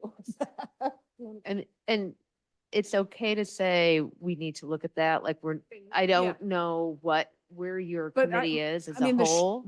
I think the short answer is that we don't distinguish between the two pieces of property. We don't see the property line. Thank you. All right, public comment. Anyone in the schoolhouse have a public comment? There's a couple. First is the one, Duff in the back. Good evening. My name is Duff Sunheim. I'm the president of the Portola Valley Ranch. And I just want to say it's probably not a coincidence that this afternoon at 4 o'clock, we had our emergency preparedness meeting. And when I looked at the complicated issues involved, I told my wife, I said, honey, I got to be in a room where there are people smarter than me. And she said, well, honey, that doesn't limit you much, but good start. I just want to say the thing that I'm most concerned about is having a picture of a bunch of cars, burned out cars on Alpine Road trying to get out. And that's why our number one priority is emergency preparedness. And Chris and I have already prepared, swapped emails, and we're going to have a meeting, but this is our top priority. And I also wanted to say that we're in the process of trying to identify the funds to get the work done. And we have identified a USDOT 2024-27 climate adaptation plan that we're looking at as a possible source of funds to expand the Alpine Road. So we want to be helpful in any way we can. It's our number one priority, and we're glad to see that so much attention is being paid at this at the town level as well. Thank you. Thank you. Next, Nona. Oh, Nona. Sorry. Hey, I'm Nona Chariello. I'm from the Conservation Committee and also Open Space Committee. And I just wanted to make a couple more comments about the tree removal permits, partly to get somewhat better coordination with town staff.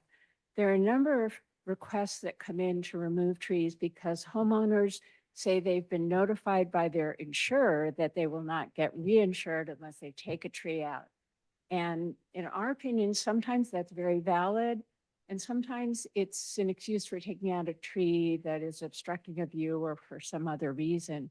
And so it would really help us if that applicant was asked to submit the letter from the insurance company requiring that that tree be removed.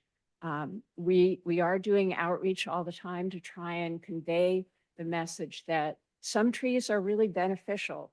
Coast live oaks, for example, slow down the wind, they intercept embers, and they tend to be very fire safe. And not everyone realizes that. So we are trying to do outreach on those messages.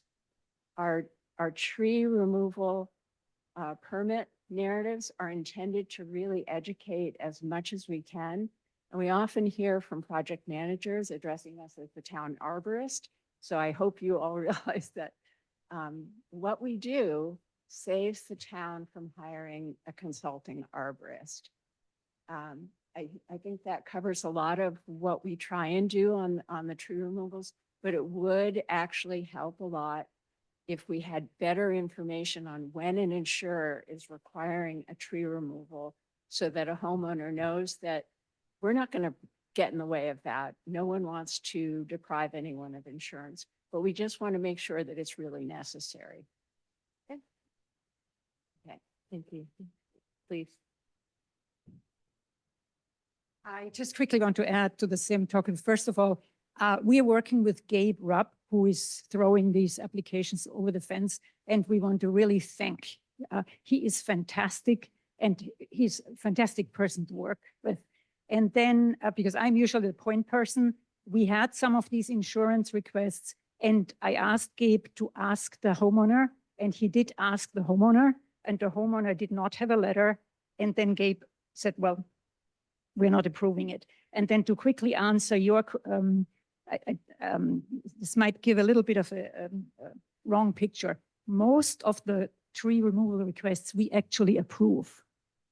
Sometimes when there is a tree and the homeowner also really doesn't want to take it down, but he is afraid it's a safety issue, then particularly Nona, Dieter, and I are this subcommittee, he's so knowledgeable. And then we spent there quite some time and we look, could we save it or not? But we're very much aware that there is liability and what have you. And just one last thing, because as Catherine mentioned, we are ready to submit the wildlife corridor fence permit changes. And we would be very happy to work. And if you give us the fence permits, we would be very happy to do the same sort of work and consulting for free on the fence permits as we do on the tree permits. Thank you. Thank you. All right, anyone else in the schoolhouse? Not seeing anyone. There's one person online, Nan Shostak.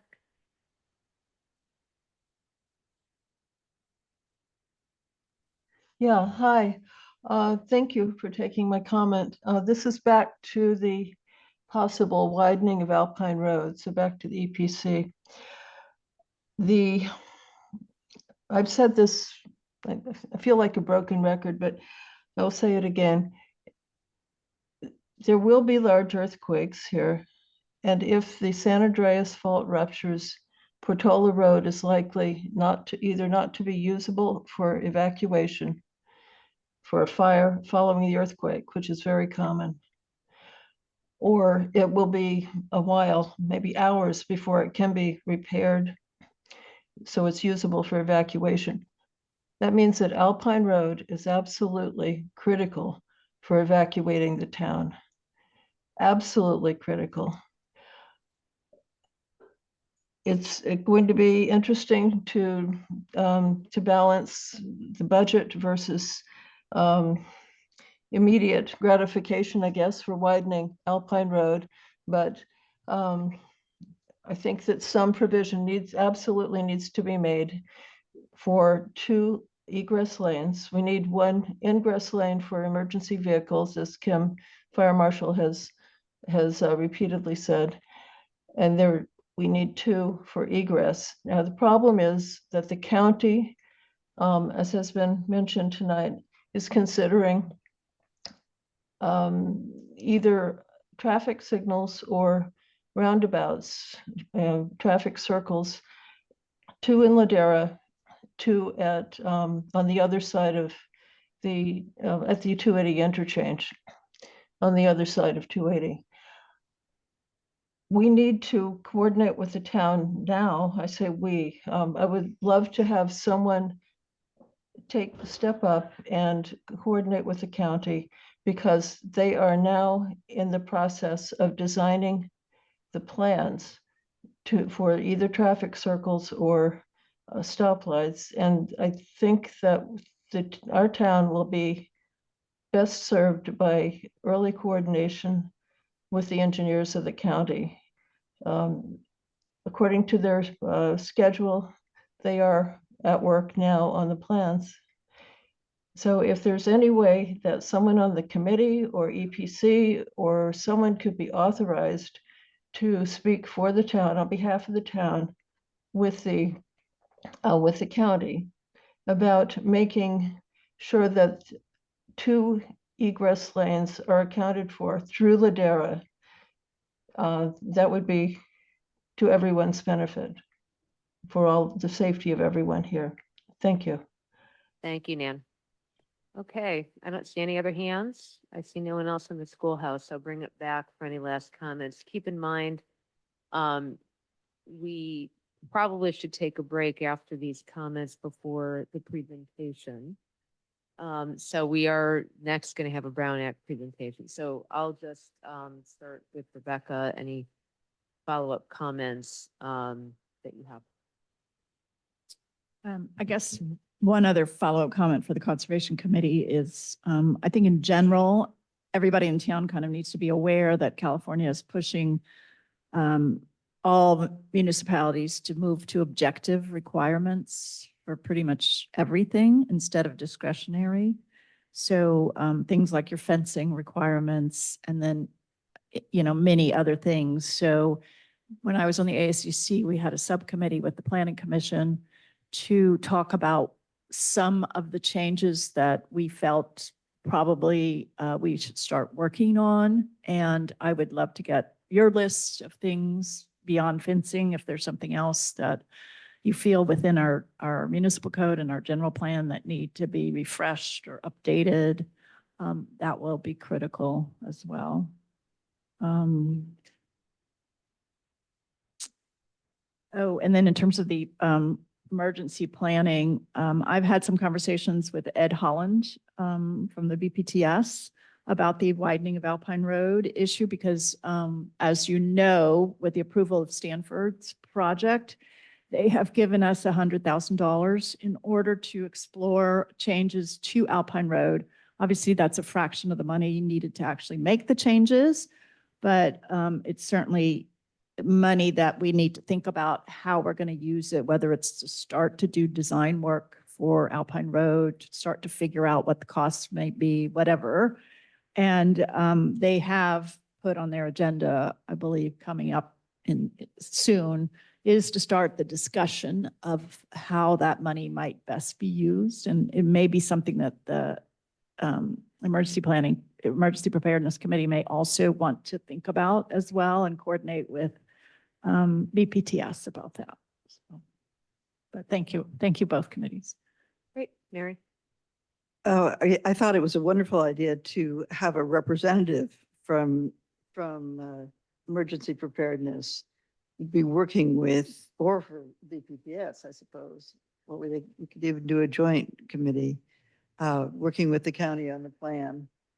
I wondered how that would fit in with what we do anyway with the county. Like our committees, what you've been doing with the county. Well, let's, Okay. like, we're not solving problems tonight. We're discussing what should be considered in the future. So let's focus on that because there's way too much if we try to solve the world problem. Anything else? No. Okay. Craig, do you have anything? I'm good. Well, I had the only comments I have is I would support a subcommittee to work with the EPC. Don't know how to raise that and make that happen, but we can look at that. And then looking at the $100,000 amount, how to spend that wisely, I think needs input from the BPTS and other committees such as yours. So I'm going to encourage collaboration. So if we take a 5-minute break now, we come back at 9 o'clock and then we'll move to our next item. I actually do have a comment on the 100,000. Oftentimes when you do get a grant, you are required to do a match from the city. So if, for instance, if we were able to get a grant, we might want that money to be a match for something to do. To match the 100,000 to Well, make it like, 200 or? like Half Moon Bay, we've been working on a transportation plan. We got from the Transportation Authority, we got 100,000 for the city. We had to bring in $10,000 for the plan. So it's a match, right, of some sort. Right. The Stanford is available, but I think we want to be as smart as we can with every dollar. So it makes sense. Okay. 5 minutes, 9 o'clock. 9:01. Oh, thank you so much. Really appreciate you coming.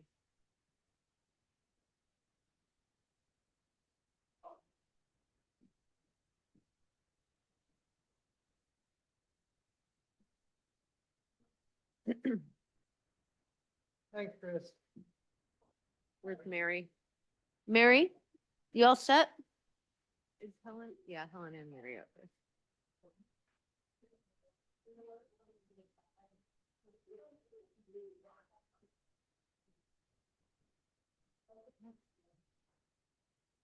Okay, guys, we want to get started.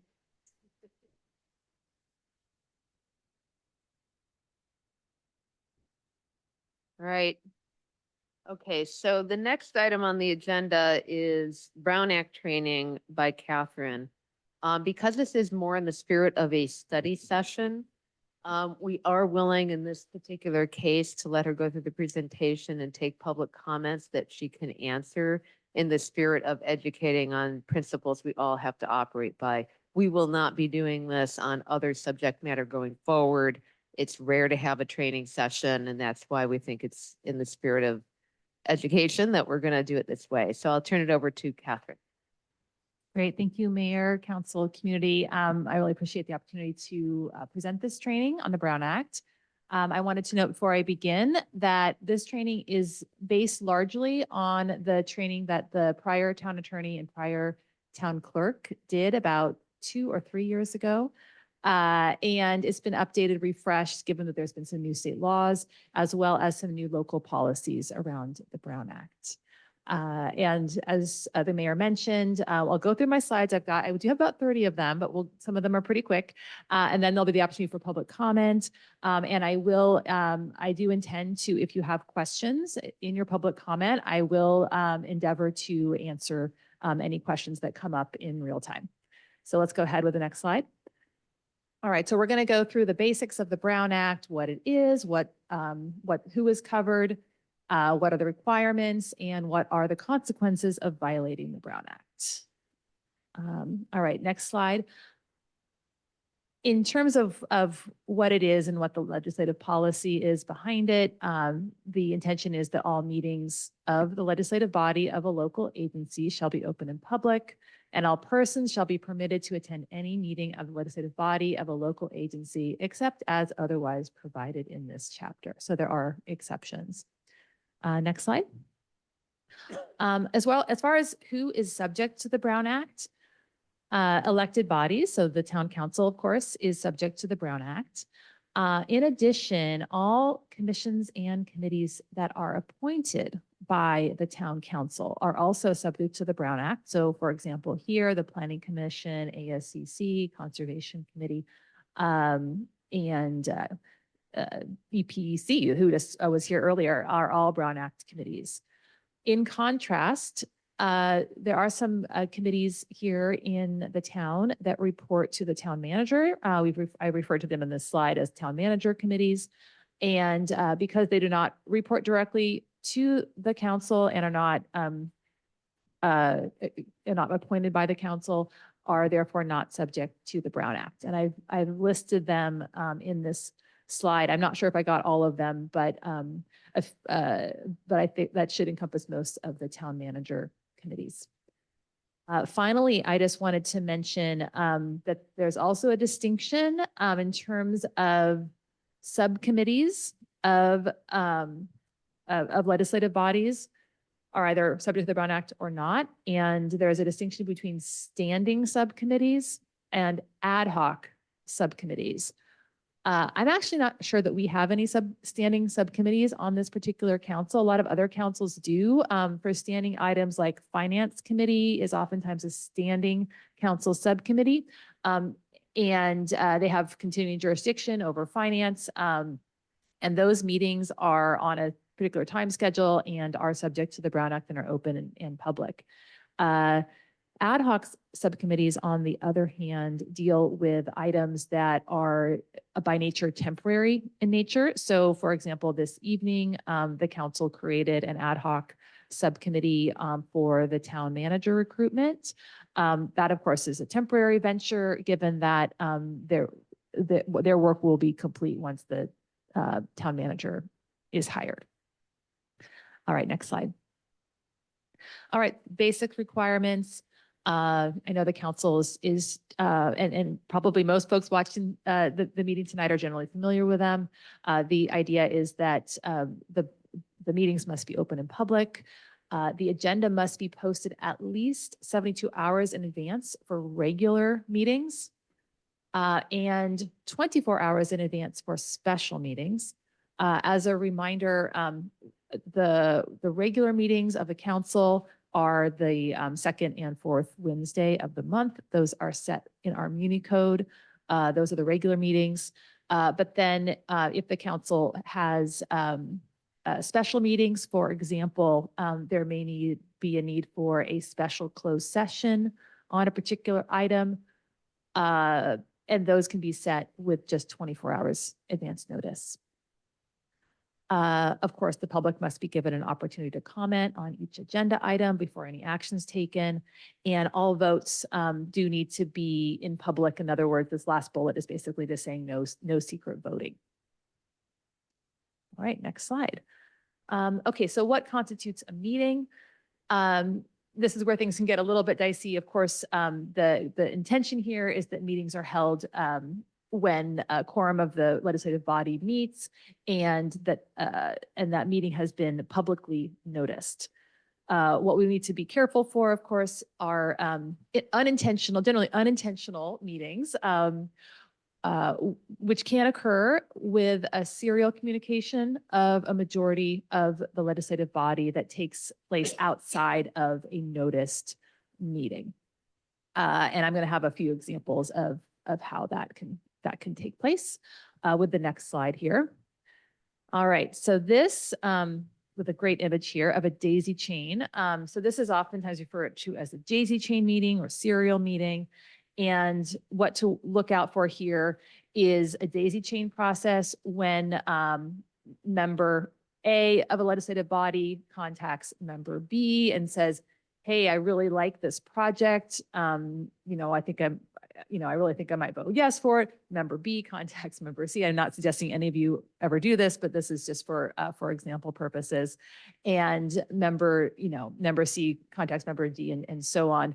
And essentially, once you've hit a quorum of the legislative body, that can be a serial meeting outside of the scope of the Brown Act. And that's what you need to watch out for.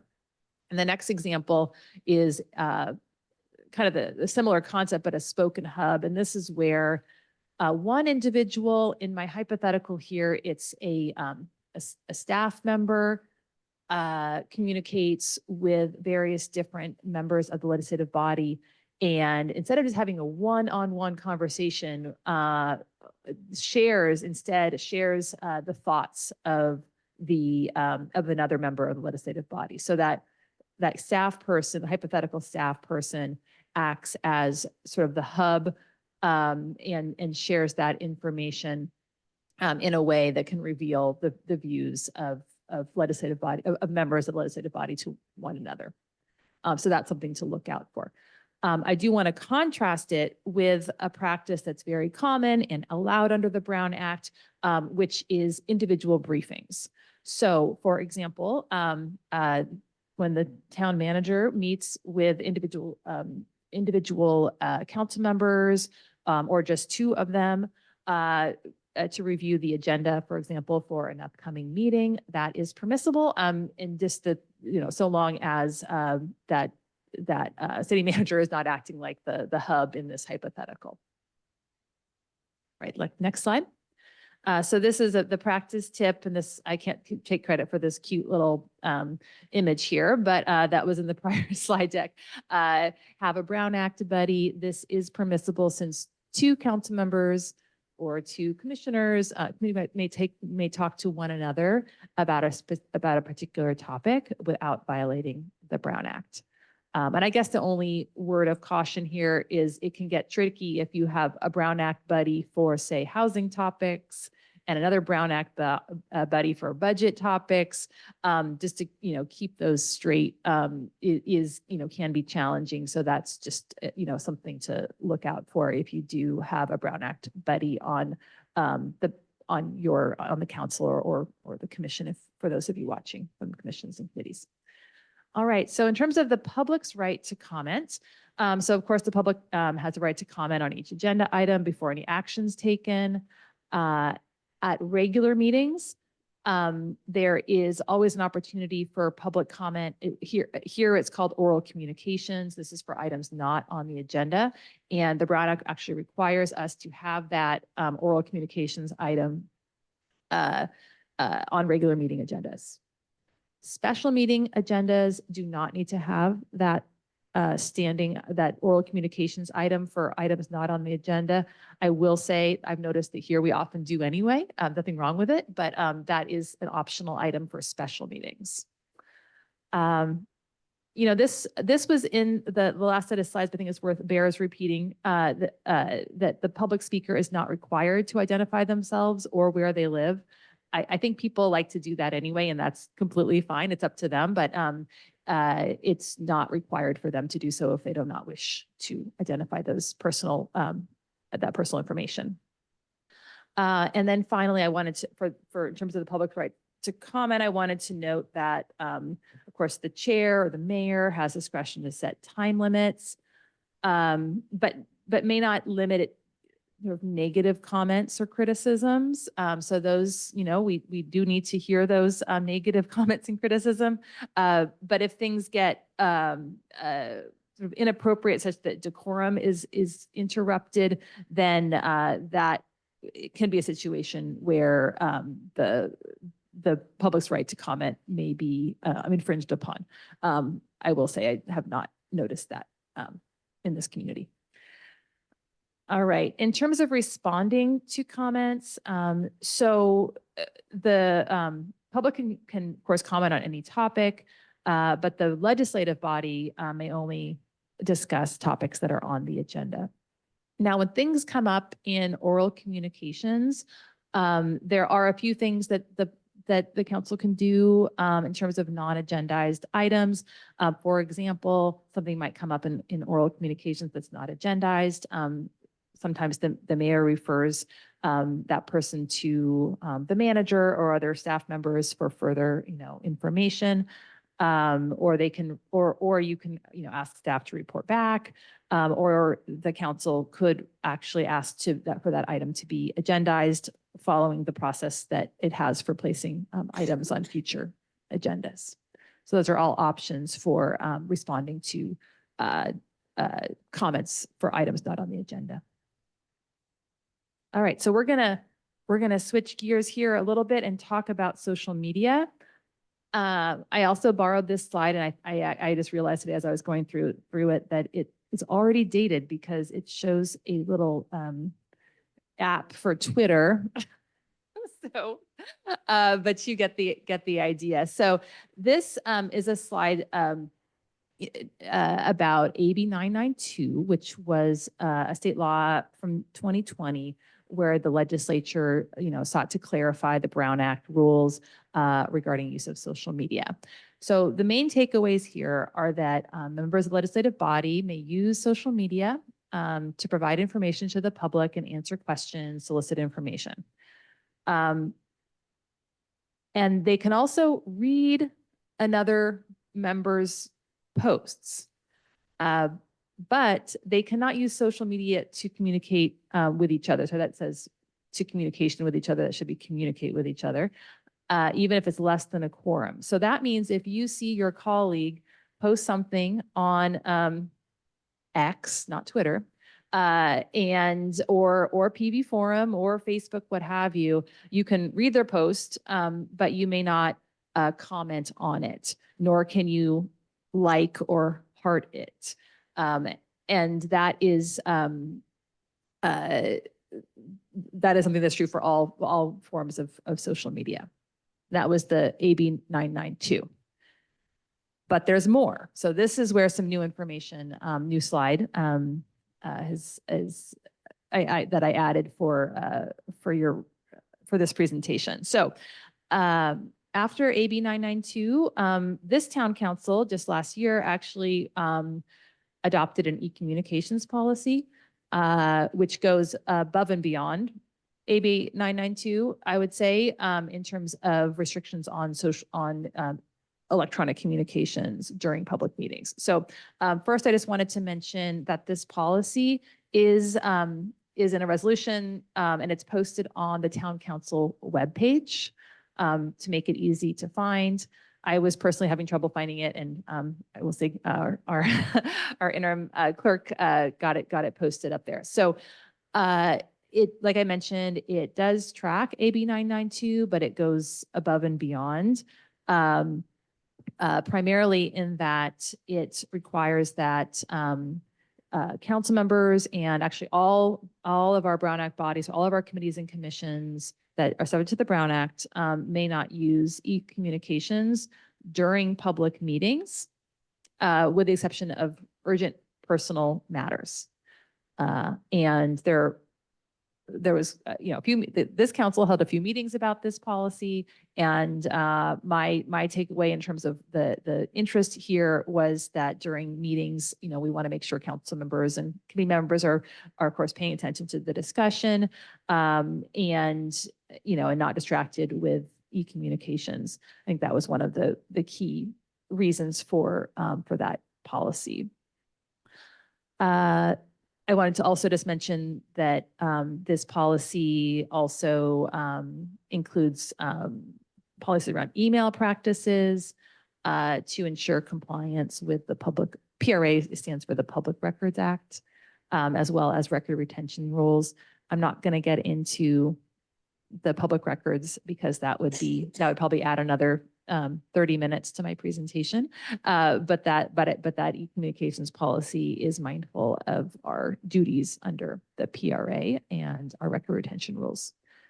And then the policy also includes a requirement to ourselves that we include something on our website, just warning the public that the communications that they send into the town are public documents. And that is up on our website.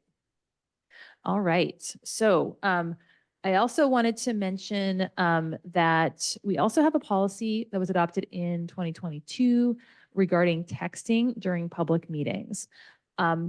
This policy is largely supplanted, I would say, by the 2024 policy, because the 2024 probably goes above and beyond this 2022 policy. So as you may all recall, this 2022 policy provides that there's no texting or emailing fellow committee members or consultants during public meetings regarding committee business. And then there are various exceptions. Well, it's okay to text staff or text the chair to report an internet problem, or text the chair to request a break. There are various exceptions there.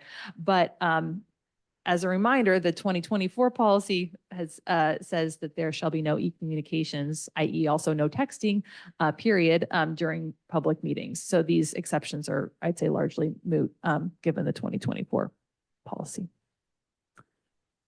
Okay, next slide. All right, so I'm gonna switch gears and talk a little bit about the exceptions to what a meeting is under the Brown Act. And this is probably where I get the most questions, I would say. And I have a really great cheat sheet book that I have a slide about at the end. So don't feel like you have to commit these all to memory. But in terms of the key exceptions to the Brown Act, one, I actually already mentioned this one, but individual contacts, either individual contacts between committee members or between a committee member and another person, does not constitute a meeting. So that's where the concept of the Brown Act buddy comes in. And of course, a committee member, council member talking to a staff member also does not constitute a meeting. Now, there are a number of exceptions where a majority of you all, and this is committee members, but this is also applied to council members, can attend certain events without it being a Brown Act meeting. So for example, conferences that are open to the public, a majority of the council or committee may attend those without it being a Brown Act meeting. A local public meeting, such as a community outreach meeting, you could have a quorum of a legislative body attend. An open meeting of another public body, for example, Board of Supervisors meeting. A social or ceremonial event. There's the example of PV Palooza in here. You could have a majority of the council. Now, one major asterisk to all of this and note and thing to be mindful of that is that the members present cannot discuss town or commission matters amongst themselves. So it's fine, you get together and you can talk about how great the the food is at PV Palooza. But you cannot have the majority of you talking about, next week's agenda, for example. Let's see. I wanted to say anything about that. I think it's ready for a quiz. Yes, it's ready for our pop quiz. So this will be actually a good way to kind of get into these exceptions. So the first, and don't worry, you don't have to answer these questions. I have a slide that actually answers the question, but this is just to get us all thinking. So the first one is you have members of the current town council are invited to a town employees retirement party. And it says members, but let's just assume, so should the event be noticed as a special meeting if there is a potential that 3 or more council members will attend this party? And the answer is no.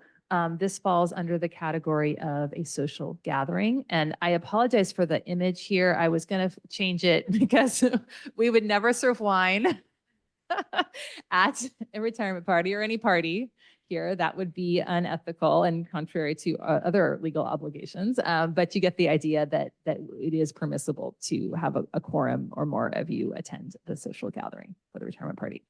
Okay, next question. Members of the ASCC are interested in learning what the town council plans to do regarding short-term rentals in Portola Valley. 3 commission members attend a town council public hearing on short-term rentals. Is this a violation of the Brown Act for a majority of that commission to attend? All right, and the answer is no. This falls under the category of a meeting of another body, so that those ASCC members may attend the meeting. Next one. So we have a follow-up question. Okay, what if a quorum of the town council wish to attend a meeting of the ASCC? Is this a violation of the Brown Act? I don't have a nice another picture for this one, but the answer is no. The same exception applies. It's a noticed public meeting. It's already a Brown Act meeting. That said, I do have a sort of word of caution here that the council members should be mindful of what I've referred to as getting ahead of the process. Particularly when the item has the potential to come before you as at the council level. And so, you're being there potentially could have a perception of putting a thumb on the scale in terms of how they should vote. So that's one thing to just be mindful of. And that's what I refer to as you want to be mindful not to get ahead of the process. And then also the council does have liaison assignments for all of the committees and the Brown Act committees and commissions. And so it can create confusion, if you have more than the liaison attending, that can be confusing in terms of liaison assignments. So I would just put those as sort of words of caution. And of course, all of our meetings are recorded, and you can always watch the video after it's posted to avoid the appearance of a violation. Okay, next pop quiz. So next one here, we have members of the Parks and Rec Committee are all, and is this one still a Brown Act committee? No, I can't remember. Let's assume that it is a Brown Act committee, are all invited to attend a webinar on parks and open space grants. Is this a violation if a quorum are present? The answer is no. This falls under the category of a conference open to the public. So there they all are with their conference badges. All right, so that's, I think, the end of our pop quiz, and we'll just go into some other nuts and bolts. Sorry about all the text here. Required agenda elements. So key here is that, of course, we've got to include the date, time, and location of the meeting. The agenda needs to inform the public about the scope of the intended plan so that they can decide whether to attend or participate. Each item needs to have a brief description of the item of business to be discussed. And the Brown Act actually does give some guidance here on what it means by brief description. Generally speaking, 20 words or less are sufficient, unless it's a really complicated issue. And we do see that sometimes, particularly with the ASCC and Planning Commission agendas. They often do exceed 20 words when there's lots of different approvals and sub-approvals. But generally speaking, 20 words or less is sufficient. Of course, we have to provide for public comment. We talked about that. The agenda needs to include options for ADA accessibility. And the agenda must be posted at a location that is freely accessible to members of the public. And we talked about the time frame: 72 hours in advance for regular meetings, 24 hours in advance for special meetings. And then in addition, writing submitted to legislative body within 72 hours must be made available upon request. And we comply with that by posting public comment in advance of our meetings on the town website. Okay, so next item, we have some do's and don'ts for agenda titles. So I mentioned that, we need to give the public fair notice of what is going to be discussed. And so here are some examples of ones that are, kind of room for improvement. Agenda title that just says town events or housing element or greenhouse gas emission targets. It's much better to include a verb if you include a verb in your agenda title, chances are it's going to be a good agenda title. So for example, discuss the schedule for 2025 events. That would be a good agenda title. Discuss housing element and forward committee's recommendation to town council.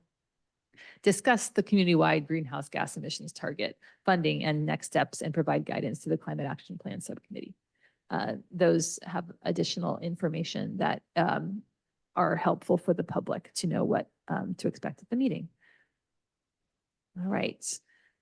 So there are also, the Brown Act also has some really cumbersome rules about attending remotely. And this body is actually pretty well familiar with these rules because we've availed ourselves on them several times in the last several years. Now, this is referred to as the traditional rule. I probably didn't update the slides because during COVID, there were additional rules that allowed for remote attendance during public meetings. But all of those special rules have expired.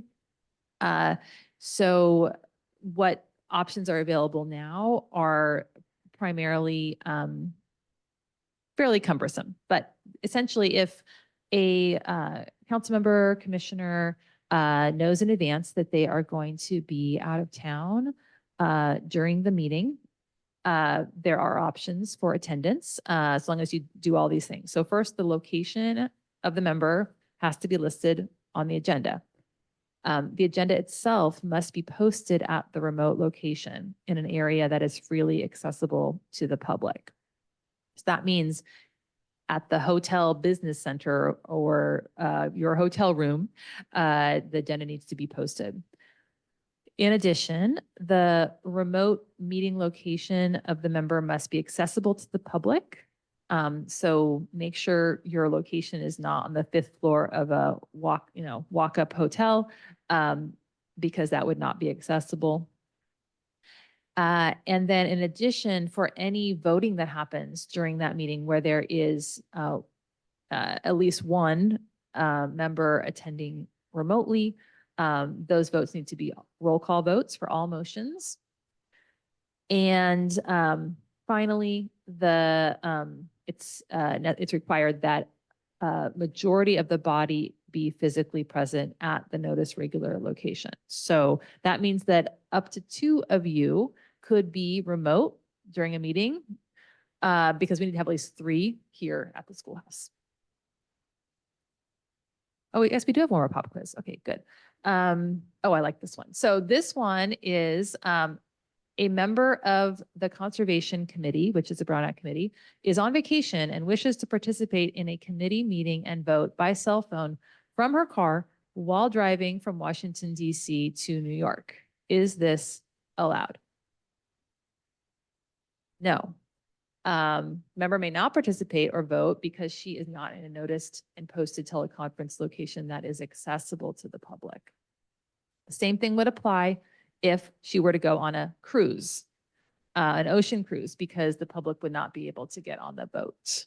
So that is, and that was something that was yours, and you had that, and your attorney told you you could not participate in that meeting when you were serving on a board that was subject to the Brown Act. All right, so meeting minutes, I'm going to take a little divergence because this is not actually a Brown Act requirement, but it was in the prior presentation, and I think it's worth mentioning.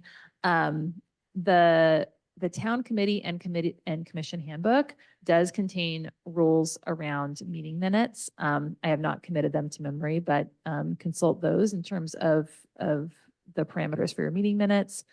And then I'll just mention that record retention rules require that minutes be retained permanently. So that's an important job for our clerk. All right, now we're getting to that was a fun stuff. Well, not really. This is where we want to steer clear of. So these are the consequences. Essentially, for Brown Act violations, lawsuits can be brought by the district attorney or any interested person following a correct and cure letter or a cease and desist letter. And I'm just going to pause there because that's a really important point that anyone can sue for an alleged Brown Act violation, but they first need to submit a letter that gives the legislative body an opportunity to cure the alleged violation. And that can be if there was something that happened that allegedly was not noticed properly, for example, that they could submit a correct and cure letter and say, council, you got to have a redo is essentially what the correct and cure would be. Or if it's something they're alleging is like a continuing ongoing practice that is in violation of the Brown Act, it may be that a cease and desist letter is what is a better fit. But basically either one of these is a warning and is a necessary precursor to any litigation, which is really good because it gives the body an opportunity to avoid litigation and have a do-over or review the letter and determine that, I see your point, but actually we respectfully disagree and we are not going to do anything to cure the alleged violation. Let's see. So yes, so anyway, the next step would be a civil lawsuit. And then some actions, if not cured, may be declared void by the court. And the remedy would be you've got to have a do-over. Criminal sanctions for intentional violations, that would be extremely rare. But the last point is worth mentioning that a successful plaintiff can recover their attorney's fees in court if they're successful and they prove a Brown Act violation. So that's a pretty heavy hammer there. Okay, we're getting to the end of my slides here, which is great. So it's almost time for comment and questions. But this slide, I just wanted to say this is a link to a publication by the League of California Cities or Cal Cities called Open and Public. And it's they're currently on version 6 or the most updated version is 6, and I think it's from just last year. They update it every other year, and it's a really terrific guide. I will say I use it every week, at least once, and it's my first stop when I do get a question, and even when I think I know the answer, I will often consult it anyway, just to make double, triple sure. So that's a great resource. And at this point, I will stop there. That's the end of my presentation. And Mayor, you can go ahead and ask any questions or just go forward with comment. Well, I'll see if there's any public comment first. I'm not seeing anyone in the schoolhouse right now. Okay, there's 2 online. Rita Gomez.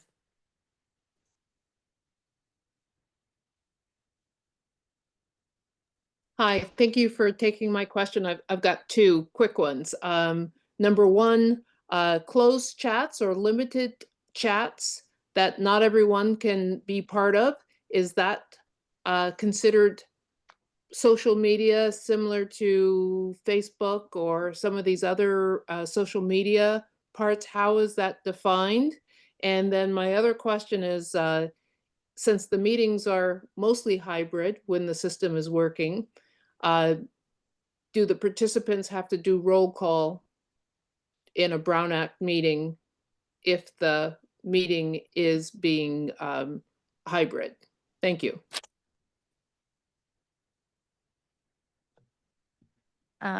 Great. So I'll go ahead and take a stab at both of those questions. If I understood the second one well enough to answer. In terms of closed chats, now I understand that there is a social media platform used frequently in Portola Valley called PV Forum that is kind of like Nextdoor in that it's not open to everyone on the planet, but there is, I think, some sort of a gatekeeping function.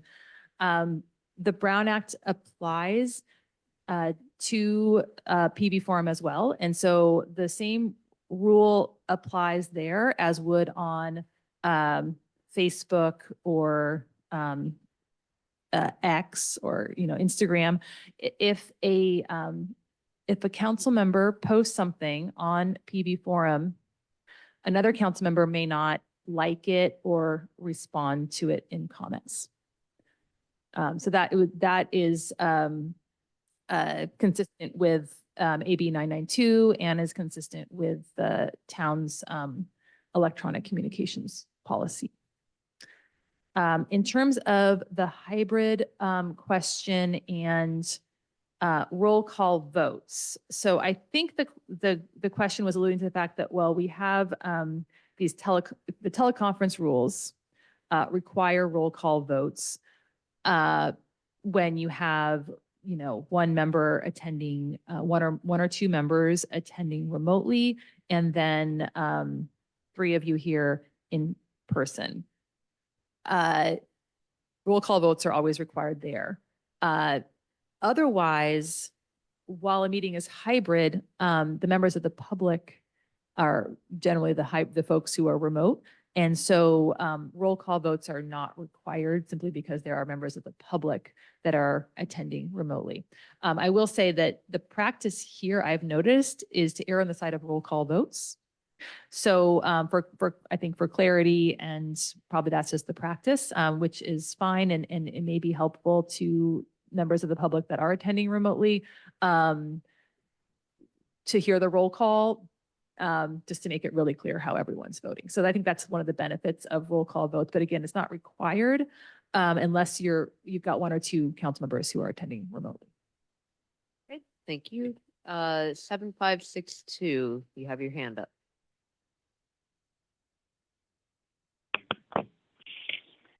Thank you for the presentation, but once again, who does the oversight? So I do have, and I believe many residents have concerns about practicality of the Brown Act. We have noticed several violations. We have reported them and nothing was happening. We don't have contact to you. We can report it to you, but you don't give your email. Perhaps that would be a new addition that you can do. But there's many concerns about the secret voting, daisy chain serial meeting, spoken hub serial meetings.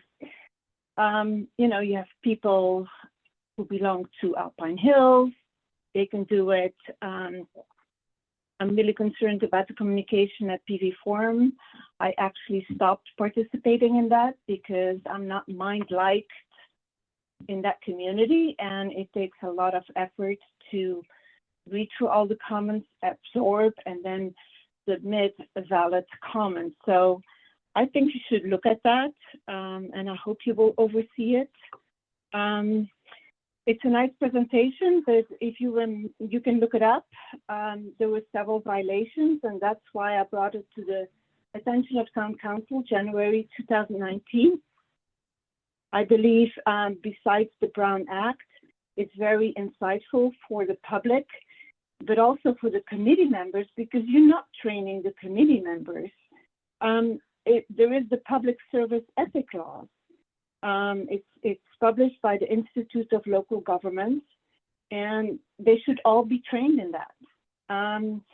it's easy to just say something, but if there's no oversight, what's the point in it?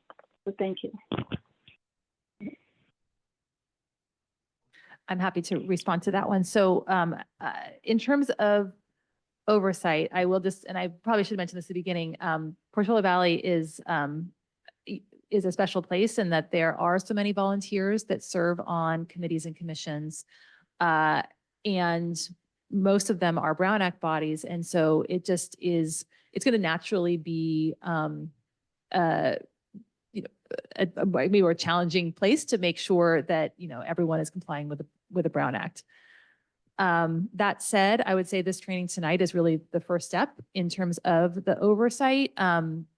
Really, I think a lot of it is education because our residents don't want to violate the Brown Act. But it's really the training piece that I think is the most helpful.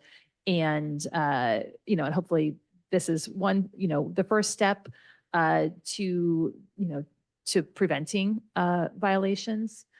In terms of other resources, I wanted to, of course, mention that I don't think that the council wants me to be the overseer of all things Brown Act just because of the cost. But there are other resources for those committees that have a staff liaison. That's a very good start. And then also the council liaison can bring things to my attention or the manager's attention if there are concerns. The Brown Act is also, the enforcement mechanism, and of course we don't want to go there, but it is the correct and cure or the cease and desist letter are also available where there are concerns. But that is, I'm not recommending that because of course we want to prevent and educate and avoid a situation where we are receiving one of those letters. Great, thank you. Betsy M. Thank you. I have a question, as I've just gathered this evening, that these rules pertaining to remote access to your committee apply to Brown Act committees as well.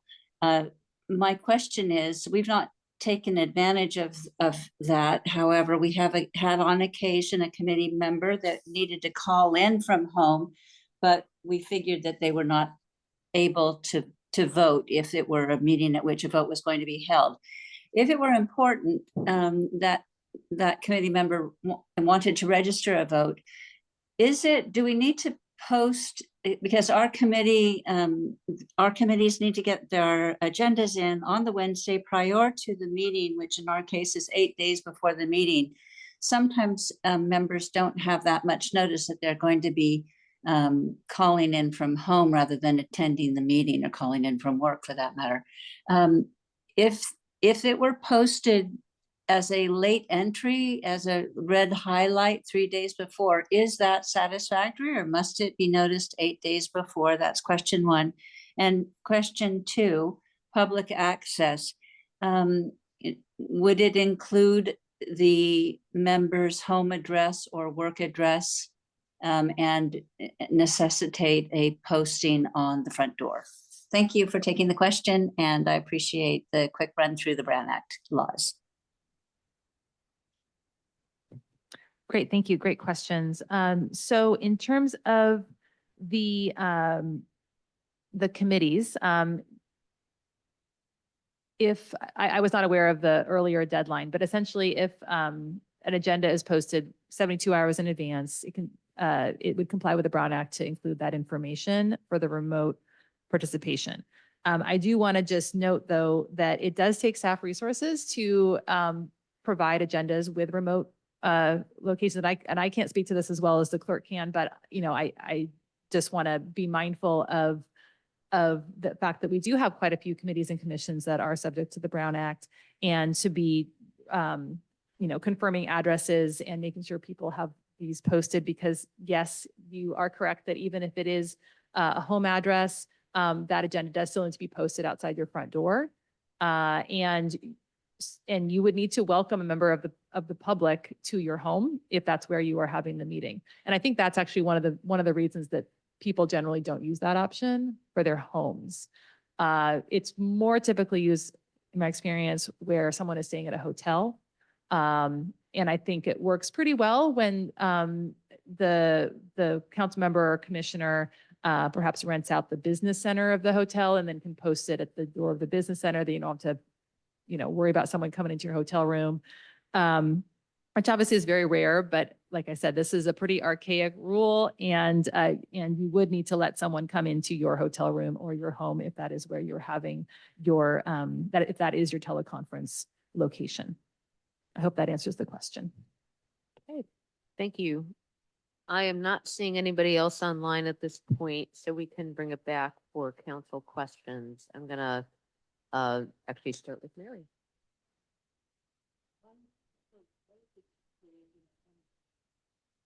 When I want to go to a planning commission meeting, for example, or want to attend, and I don't know who else is going to be there, if I'm remote, I mean, why isn't that okay? It is okay to attend the planning commission from a Brown Act perspective. It is okay to attend remotely.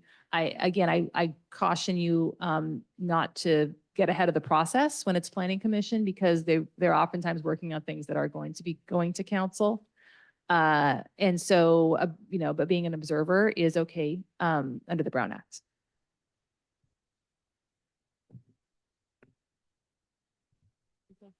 Craig, do you have any? And Mayor, I think the important thing there is just that you're not interacting with that meeting. Like if you're just listening to a planning commission meeting, that's totally okay. Any of the things. So, I have a couple of questions. One, I think you answered, we do roll call voting, but we don't have to when all 5 minutes are here. So you said that you have to keep, in your notes that, you have to permanently keep the minutes, but do you have to permanently keep the video recordings or the sound recording? Christine, do you happen to know this question? The answer to the question? Yes, I can answer. Great. I can answer that question. The town has a records retention schedule. So in the schedule, every type of document at town hall is identified. Now we're just updating it to come up to 2025, but in there is a video recording, and typically in the old days, I'm talking from the 80s when I started, you would say like 30 days. It would be a, reel to reel tape or a cassette tape. We've come a long way from that, but until no longer needed. So that's basically what it is for video or recordings when no longer needed. Now, I can never see destroying a video, because we would go back. It's a great record, and we would go back, decades to see what happened in 2004. So, but there is a retention for every item.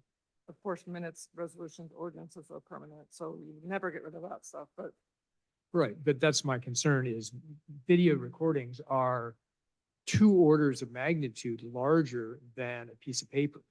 And so at some point you're talking significant storage costs. So it seems to me that it's actually very unlikely that you're going to keep video recordings forever. And if you don't, and we've decided that, oh, we can have summary minutes because we have all these video recordings, then you kind of get in this weird bind of, well, it's great until you don't have the video recording. So I think we should work. I mean, that's obviously something we should work on, is what our video retention policy is. And then I guess the other question, just clarification. So access to the location is a little bit vague in the sense that I had always heard it had to be ADA compliant. If nobody shows up requiring ADA, I'm like, I can imagine a situation where, like, I imagine my house, for instance. I wouldn't mind if, people want to come and sit in my living room, it's cool, except I got stairs to get in my living room. So the question is, if somebody showed up the wheelchair and I said, sorry, I can't accommodate you, I can imagine saying, okay, well, then I can't participate in the meeting. That would be sort of one way to deal with that. But that's my question is, if ahead of time they couldn't get there, even if they never showed up, does that mean I could never basically use that space because it's not ADA compliant? So I will say the Brown Act does not say ADA, but it says accessible to the public. So there's a little bit of nuance there, but the idea is you don't know who's going to show up. Right. And so if your remote location is not accessible, you can't use it because you don't know if someone's going to want to show up. Yeah, so even, and I was trying to get to the subtlety of, you can't use, like, if somebody with ADA requirement showed up, then you couldn't use it for sure, right? That's like they actually did show up and you'd say, okay, so I'm not going to participate. But nobody shows up, you're still saying you can't do it because even though nobody shows up, they might have shown up. Is that the right way to Right. think Well, about we've it? got to put it on the location on the agenda. So when I talk to you about, okay, where are you going to be, Yep. on at that meeting, Craig, is it accessible to the public?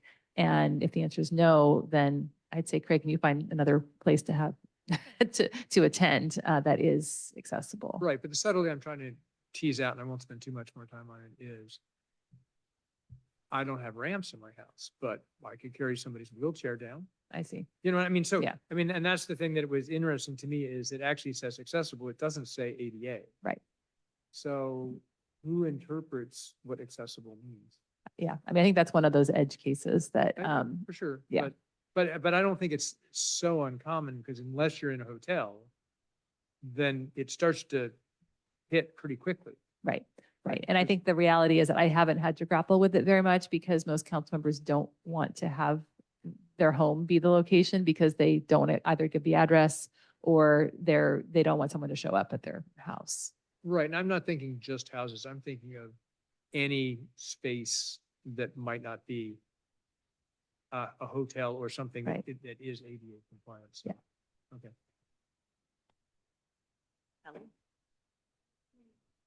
One question that I'm assuming it's just this legislative body for social media. For instance, if there are other electeds on social media that you can. Correct. So you can talk to a member of the Board of Supervisors who posts something. It's about talking to other members of the council, of the legislative body that you are on that presents the Brown Act issue. Great, thank you. Rebecca? Do we have plans to hold this sort of training for the Brown Act committees and commissions? Or to make any kind of requirement that members actually go through the training before they actually are able to show up for their meetings? So my understanding is that this training is going to be isolated in the video and shared with all of the committee chairs with the request that they share it with their committees.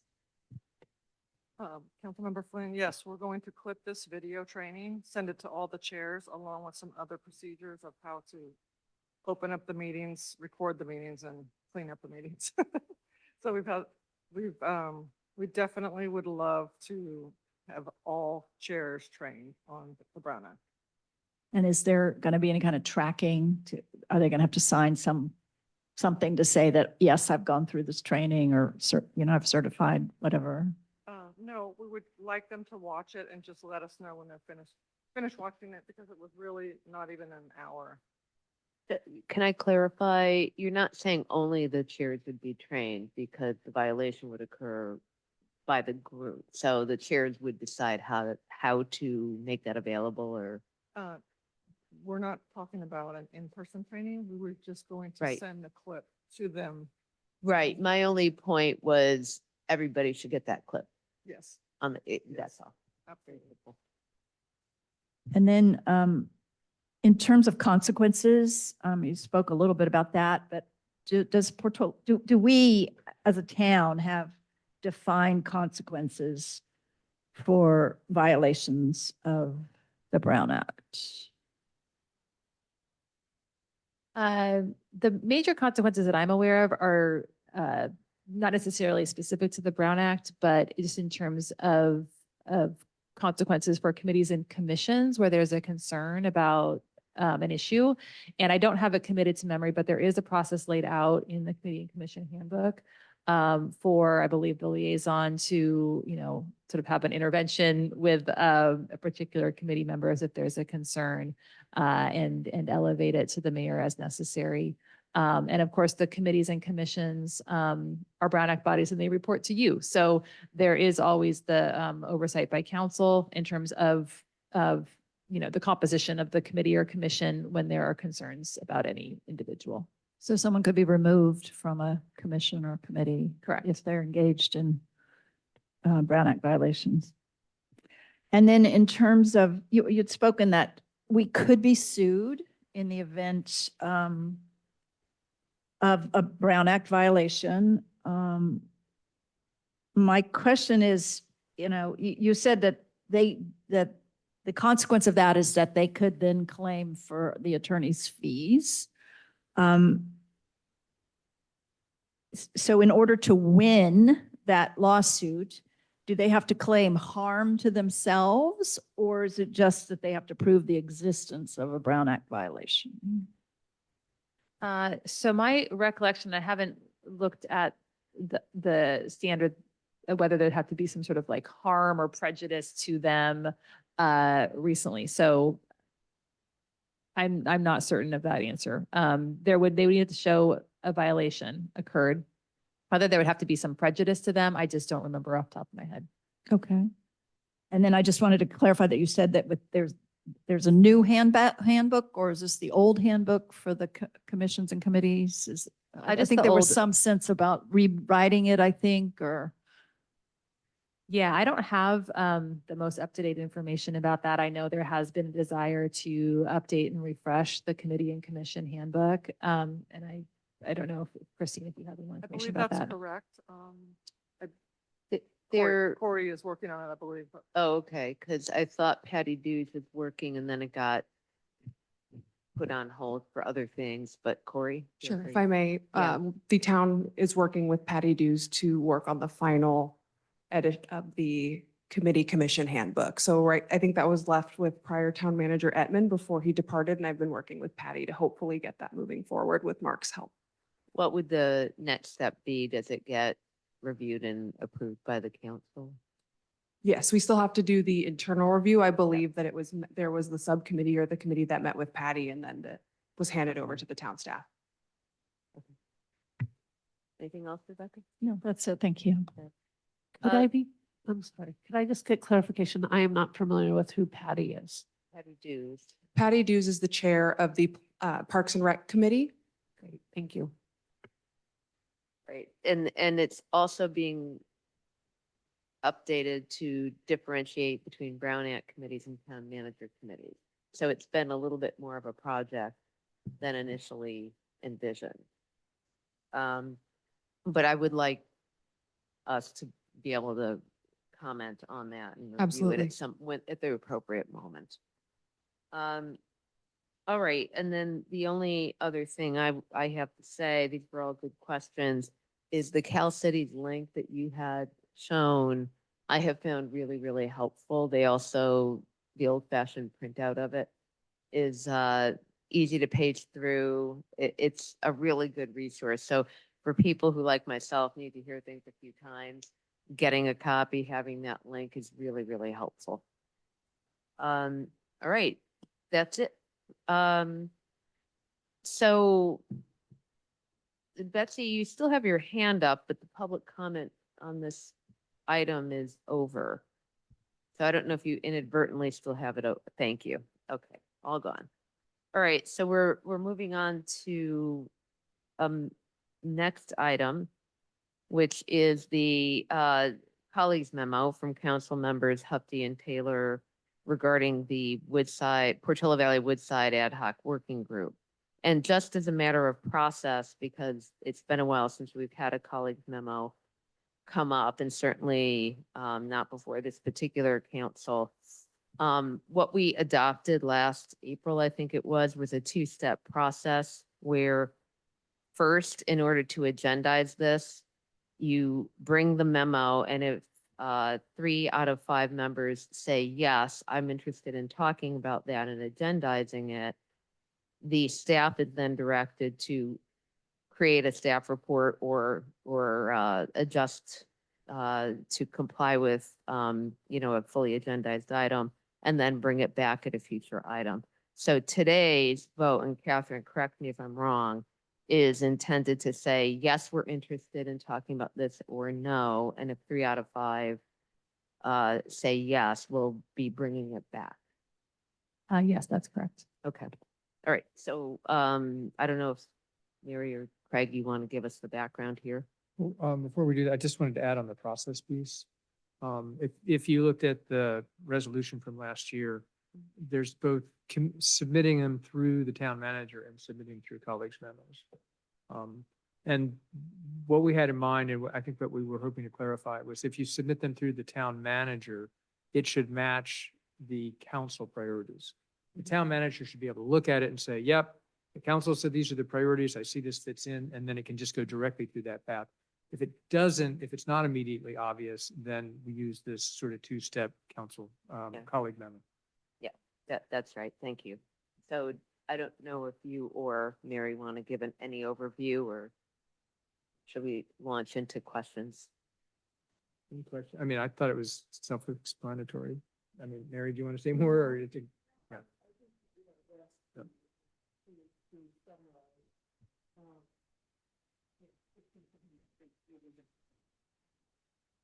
Okay, so first is council questions. So I'll start with Rebecca, see if she has any questions. Not really, I guess. Okay. Craig and Mary, I assume you have no questions, just to be clear. Just, yeah, be willing to answer questions. Yeah, and Helen, do you have questions? I do. Excuse me. It sounds like this would be a question for Councilman Taylor. It says that you met with some of the Woodside Council when council or when Mayor Warnikoff, when you guys all met. Mhm. Did Woodside want to potentially partner and look at efficiencies? Yes, and they've already assigned their committee. Okay, thank you. Great. And are there other areas other than what are listed that you feel that potentially could benefit? That, you know, So I guess my hope on this was, whoever's on this subcommittee, that, for the first couple of months, it's just kind of a brainstorming with the other council to see what kind of options they have. And then I would expect that the subcommittee would come back to the full committee and say, hey, we've talked to these guys. Here are some possibilities. What should we pursue?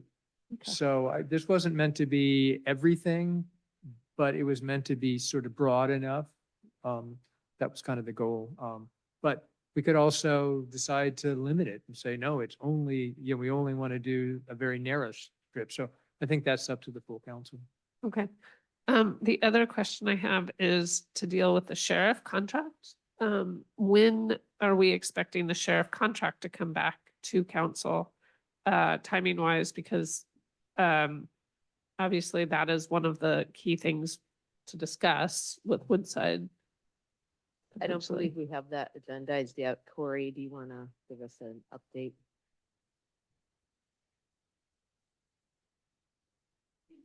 Excuse me. So as far as the sheriff's contract goes, we were in communication with the chief of staff and Sheriff Corpus prior to some of the recent updates.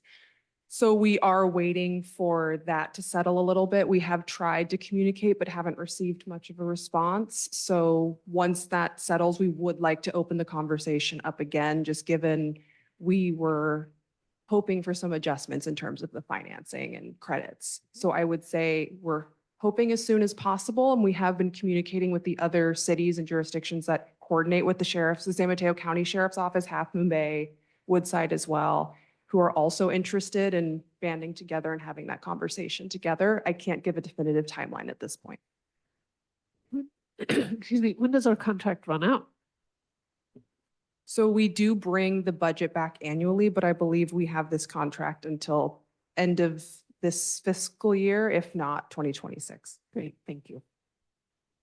That's all my questions. Okay. Thank you. Thanks. So I wasn't clear, like, did Supervisor Mueller reach out, and what was the impetus for this meeting last year? Well, I was, so the meeting that I had, I was invited by Mayor Warnikoff.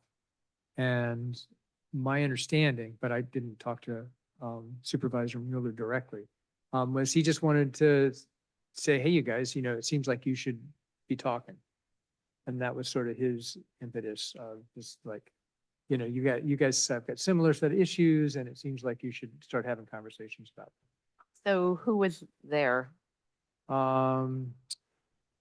So it was two members of the Woodside staff. So it's Brian Dabowski, who's the current mayor, and I'm blanking on the other member who's no longer on the council. Yeah, Chris Shaw, thank you.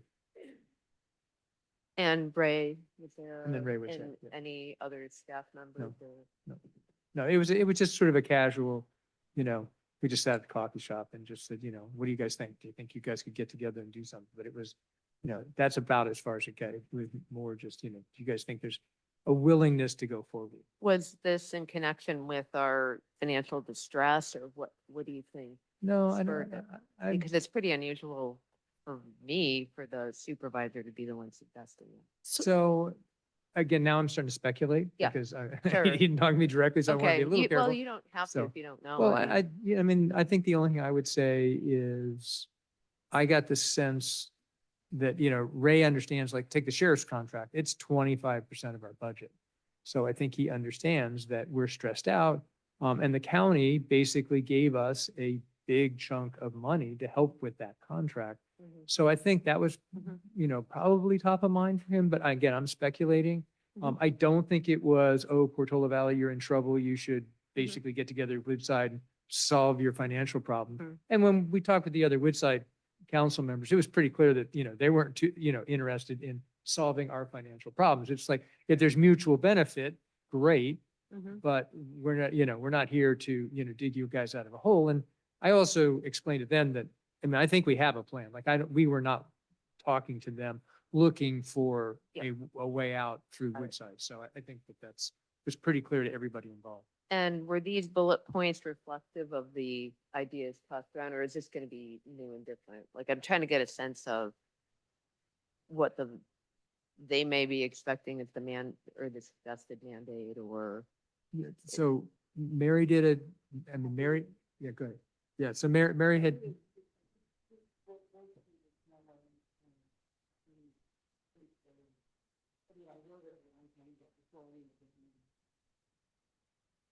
Uh, Well- how did you write this a long time ago if the meeting happened in 2024? Right, yeah, so I can give you, so Mary had written a memo. She contacted me and said, hey, do you want to join me on a colleague's memo? Mhm. So then I took Mary's memo and rewrote it with all the sort of current update. So the memo you see here is newly written by us. Oh, okay. But the sort of the ideas of maybe we can do some trail stuff and some of the other things were on the list. Those were ideas that Mary had from the past. Okay. All right, that's helpful. And then Mary, what did you discuss with the mayor of Woodside more recently?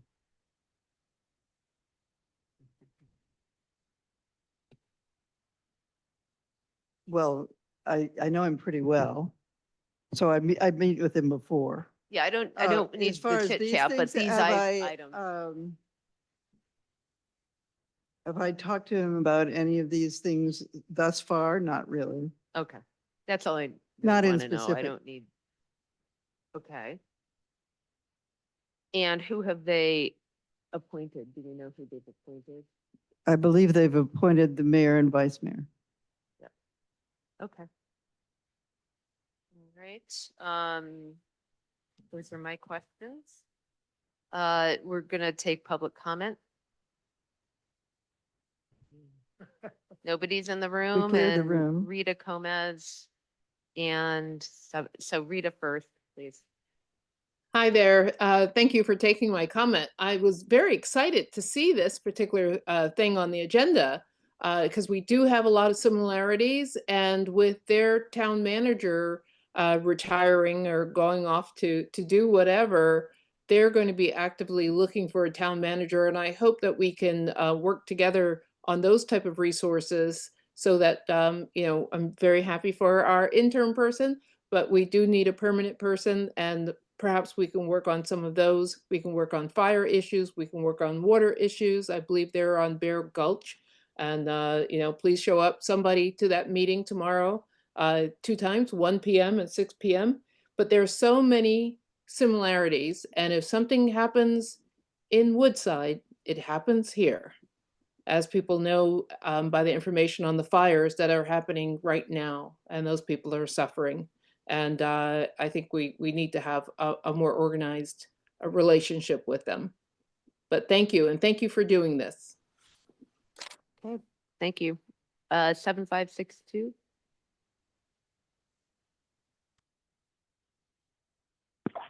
Good evening. Thank you, Caroline Vertonghen.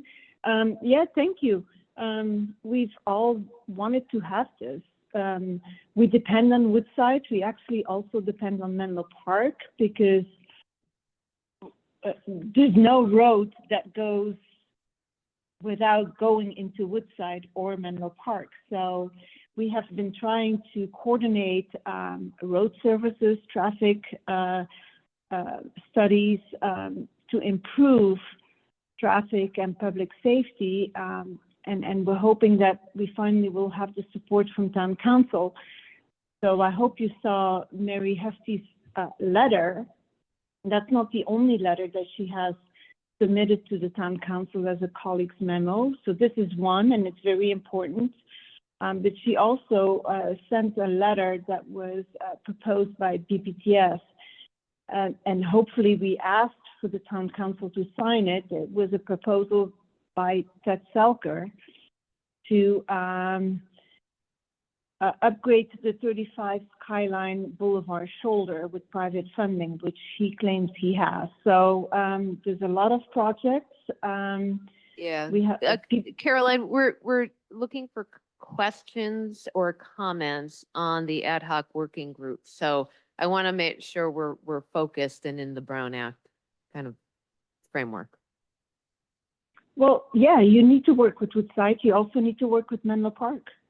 And you have to work with CCAC. You have to work with our supervisors because they have the money. They collected the money from our taxes. So it's time that you start working with them. Thank you. Thank you. Christy C.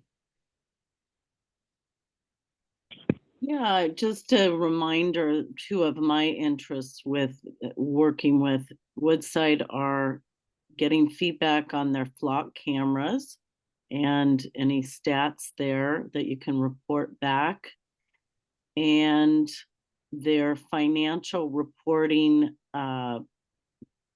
database and what they use. It's very different than ours, and if it works for them, get all the details on that. Thank you. Okay, thank you. I'm not seeing any other hand, so we'll bring it back for any discussion. And again, we're going to take a vote on bringing this forward. Yes or no will be the vote. So Helen, do you want to start? I absolutely support bringing this forward. I would also, we didn't have this agendized, but I also, my understanding is Portola Valley, in discussing the sheriff's contract, also originally talked to Menlo Park. If we were to talk to Woodside, you know, they're also adjacent to Redwood City. So I think those are opportunities for us to discuss other options than just having to work with the sheriff's department for the county. Thank you. Thank you. Craig? I mean, I'm just making sure process. Mary, you don't have anything else? Okay, Rebecca? I definitely also support bringing this back. I think it's going to be really important for us to work with Woodside, and then perhaps in the future with some of the other localities in the area. We have a lot in common. My only disappointment is that this is a two-step process, so we can't just move forward with it today. I guess I would also support having Helen be put on this as part of the subcommittee. I think her municipal experience would be really valuable for this situation. Right. I think it should be brought forward.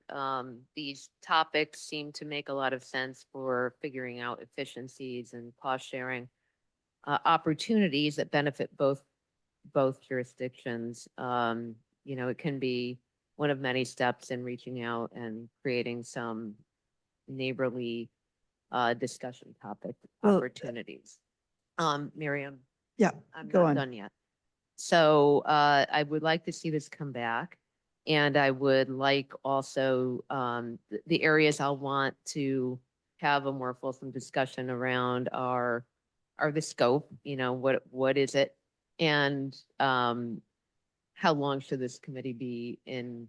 I mean, we're not constrained by having one committee do everything. So should it be staged? What should be the priorities are going to be the things I personally will be thinking about, and we can talk about that as a group and anything else.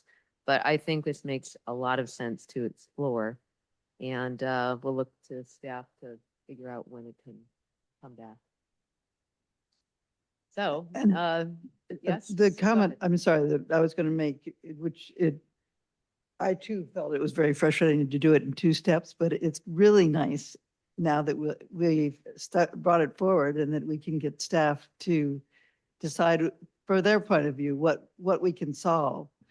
So I think we'll get that in the staff report, right? I would imagine that there's going to be a more, Right. suggested opportunities. This Yeah, council will suggested discuss. opportunities is what I'm saying. Yeah. That will be wonderful having your participation. Yes, do I need a think, vote. Yeah, I was going to say if We'll bring unless it back. there's more I comment. need to chat with Woodside as well to see where thoughts are. Absolutely, yeah. So we'll get it back to. Yeah, because would they have minutes of the meeting? That kind And of we should definitely check that, because I feel that I only have part of the story with this memo, but Especially that's since okay to they've start. Got it already. Yeah. They obviously had something in mind, and we want to make sure that we're in sync with that. That's exactly Yeah. what I would like to discuss next time, is a better understanding of that part too. I think you're gonna find they just kind of did it as their assignments, That what? their assignments. Okay. At least when I went That's to look fine. at the minutes, I didn't see a particularly fulsome discussion. They just Okay, basically put it in. well, But it's fine. I mean, I that didn't we have can that follow it. information, Yep, so yep. there we go. Yep. Can we have a vote, or a motion and a second? So moved. Second, Okay, Would you like to do a roll call vote or a No, voice this- vote according let's to do the the Brown roll Act call to keep training? consistent, please. Councilmember Flynn, Aye. Councilmember Hefty, aye. Councilmember Wolfert, Aye. Vice Mayor Taylor, Aye. Mayor Haskell. Aye. Motion carries. Great. All right, then we're down to subcommittee reports, and there were a couple of memos submitted. We've kind of gotten a little bit out of the original commitment, started a couple years ago, to do all subcommittee reports in writing, because sometimes the meetings actually don't sync up appropriately and you don't want to wait for a couple of weeks. So I would still encourage written summaries so that people can look at it if that's at all feasible. But if anybody has been to a committee meeting and wants to do a verbal report, feel free. Rebecca? Yeah, I was able to go to the second half of the Friends of the Portola Valley Library, and they're very efficient. They've already generated their minutes, which are really very detailed. So I'm just wondering if I'll be able to just submit their minutes as sort of my summary, but a really quick summary is, it's a very active group. They've just welcomed 2 new people. There was some change at the level of the library in terms of funding. So it sounds like the library is going to need a little bit more funding. And the Friends also are embarking on another fundraising round.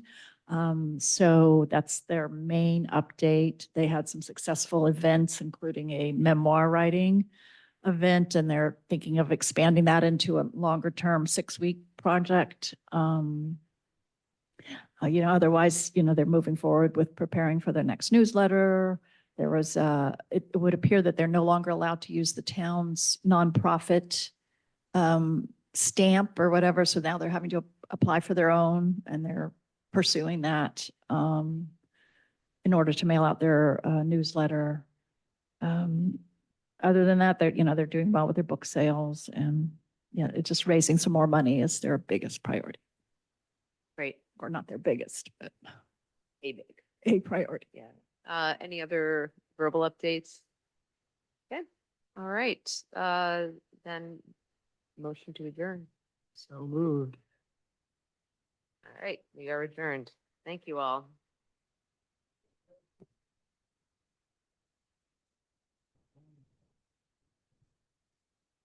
Didn't hit 11.